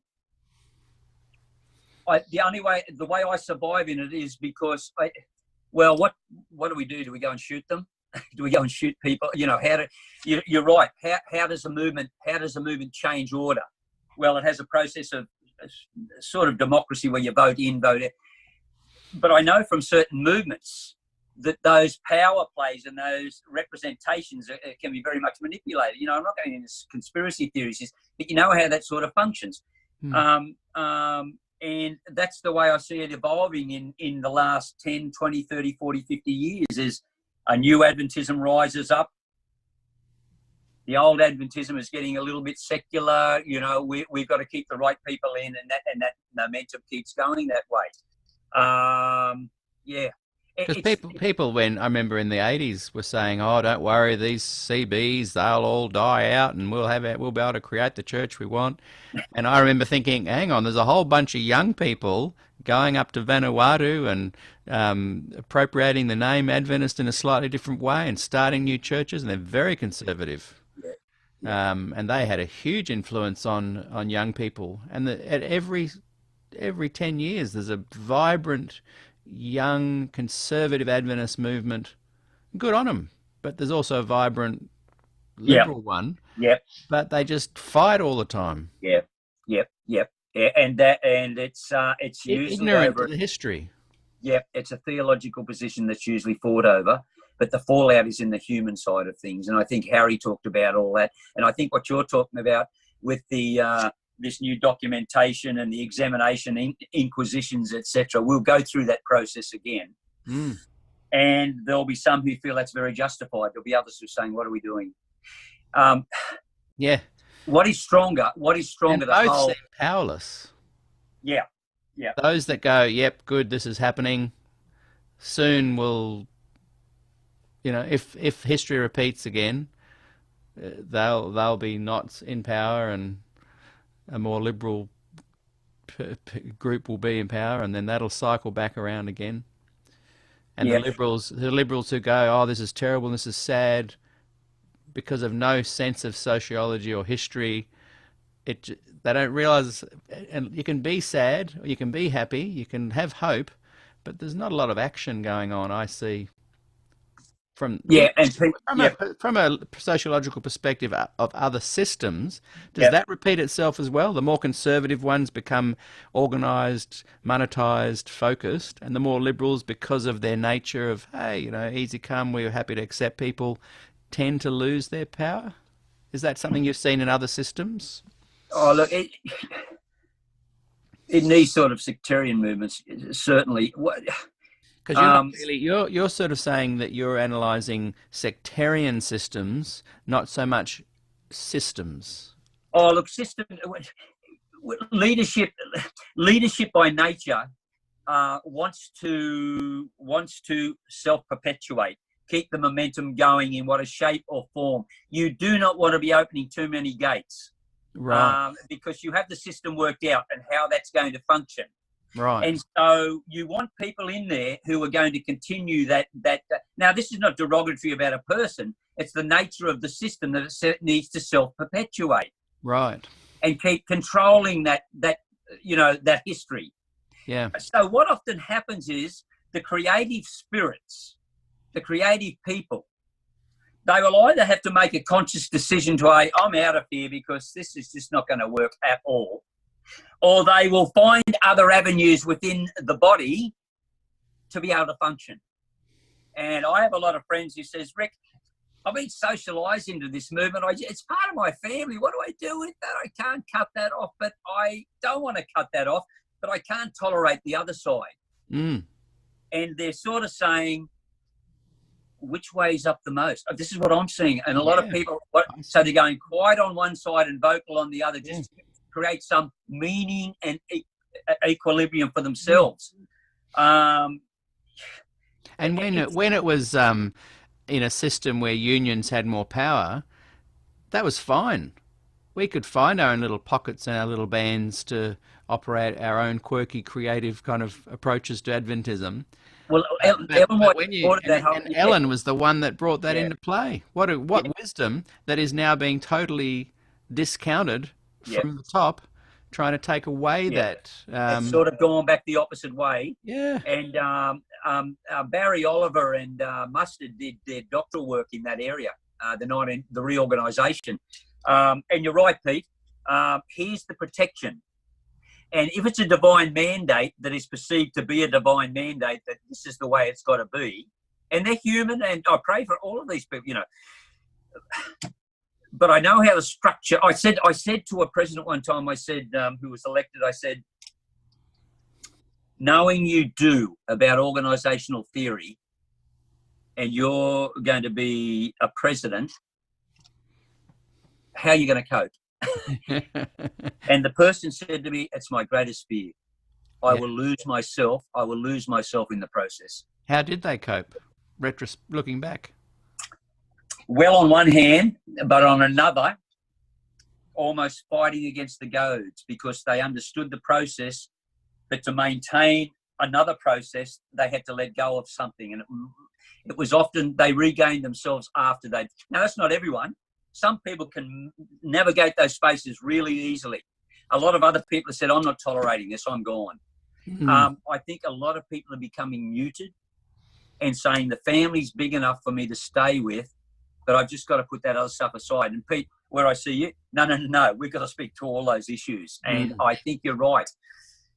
Are women and children the most damaged and at threat by these kind of sectarian sociological loops? It's really interesting that within Adventism, they are numerically our largest members, the women.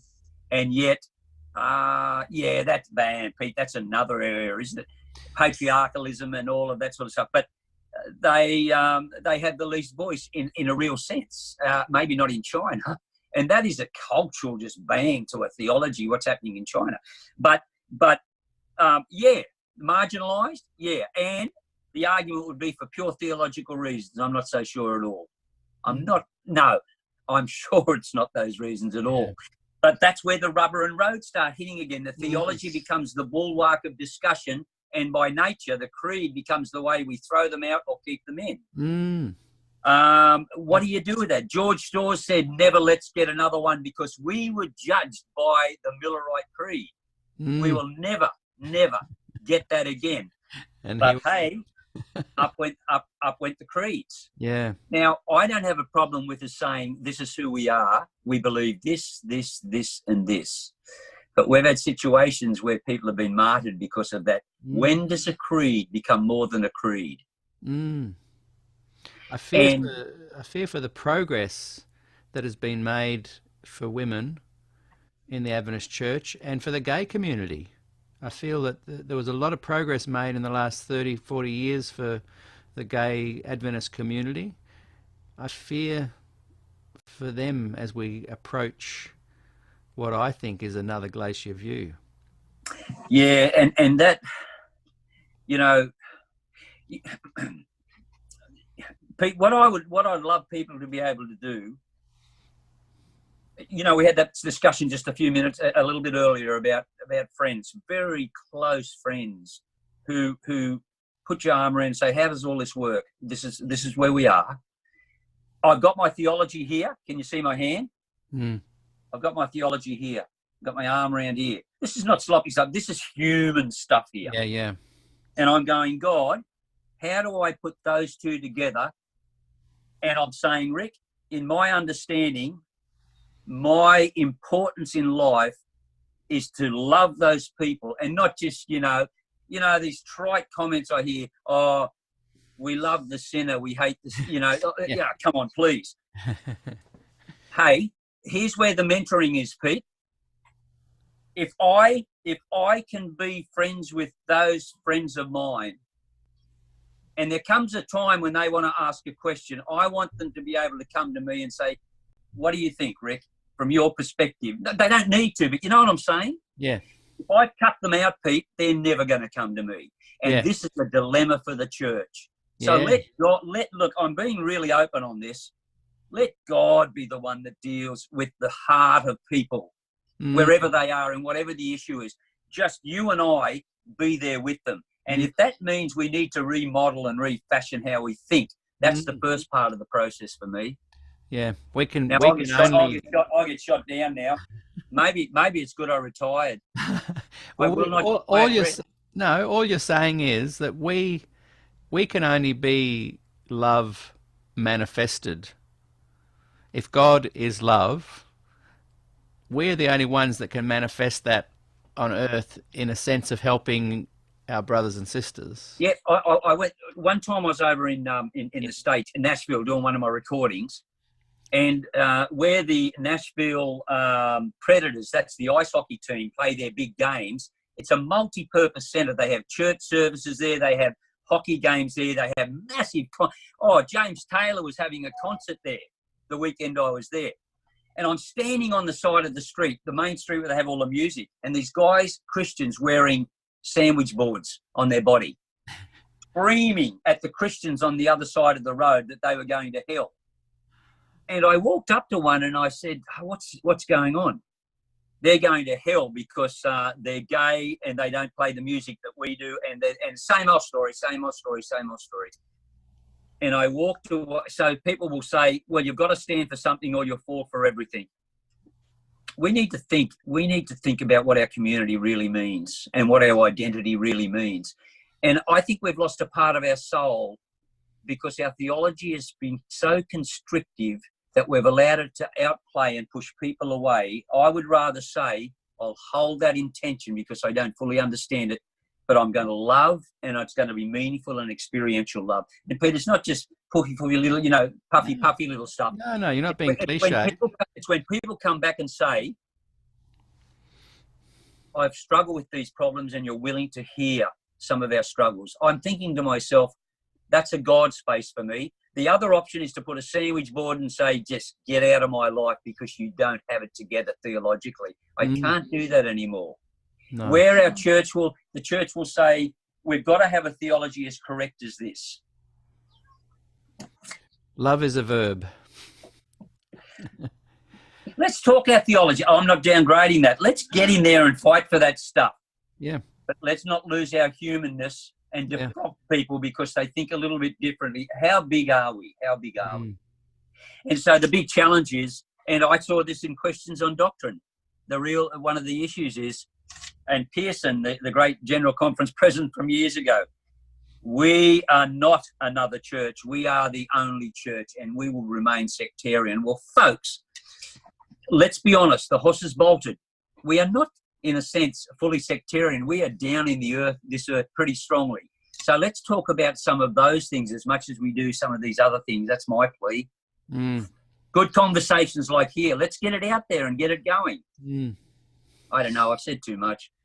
Mate, I think that's a good point to leave this conversation on. But there's two things that have really struck me, and one of them is that, wow, this has been a valuable conversation, and I'd highly recommend that people, listen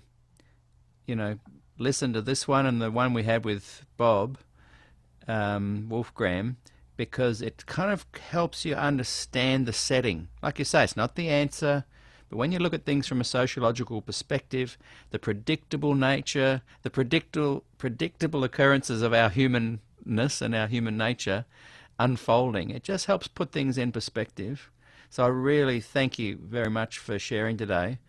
And you were also echoing what Pastor John Den was saying the other night about identity is the issue. We need to establish that. Yeah. And, you know, maybe we haven't come up with some answers, but we certainly highlighted the fact that that love really, it's not a cliche. It's something that we've got to really hold, love and kindness and all the beautiful little gems of teachings that Christ put slotted into the Gospels there that Yeah. those who wrote it were able to remember. And Pete, I think for me, the thing that changed my experience was that one sentence by Teal. We are not just what we articulate, we are what we incarnate. Yeah, yeah. What we say and what we do can be quite at loggerheads with each other. Mm. And I've got a sense that God's really interested in this hand. He wants both. Yeah.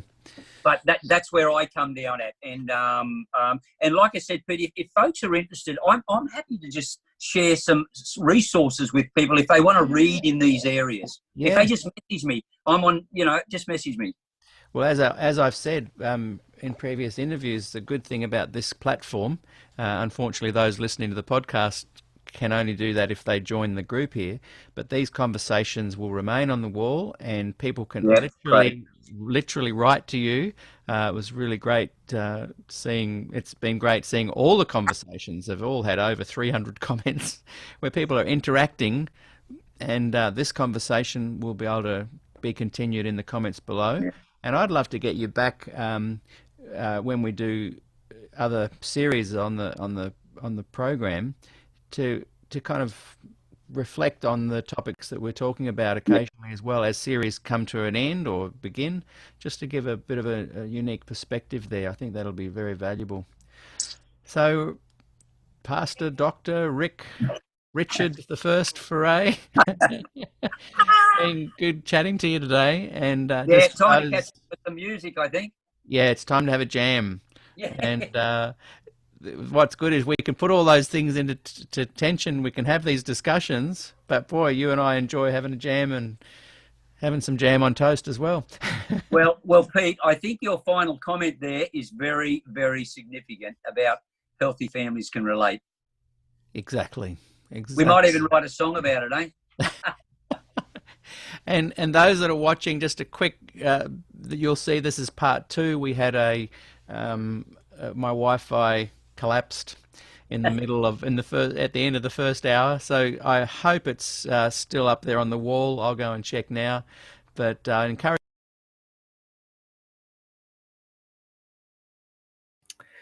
And we'll leave it there. What an interesting conversation. As I watch, we're back in 2025 now, those listening on the podcast. And that was our interview with Dr. Rick Ferrét from 2020, part of our Season 2 series on Des Ford and Glacier View. We didn't get to talk much about Des Ford and Glacier View, but if you listen to what was said, you'll realize that from a sociological perspective, you can predict these kind of events occurring again and again within Adventism and other systems, and you can see and understand why it happened as well. I'd love your thoughts in the comments on Rick's presentation there. I really enjoyed it. When I watch these, I see how far I've come in my understanding of things. A lot of stuff was formulating back then, and a lot of the things I haven't changed my views on. There's a lot of, I guess, I have a richer, happier life in many ways because of this group and meeting all you guys and chatting to these very, very interesting people. Now, because we had some issues with Facebook, I am going to, excuse me, go live again in about half an hour. And sometimes in the afternoon, I do go live, my afternoon, because a lot of our friends in Europe and UK don't get to see the live shows. So I'm thinking of doing another Glacier View series. This one is episode 19, season 2, with Lowell Tarling. And some of you might want to stick around. It'll be about half an hour. I'm going to get that going, and I'm going to try and work out what went wrong with Facebook. We didn't go live to Facebook today. So anyway, we'll work that out. Thank you, everybody, for joining me. I will look forward to reading more of your comments. And yeah, let's hang in there and focus on common ground and not worry too much about the rest of it. But I don't think people need Ellen White, do they? Okay, chat soon.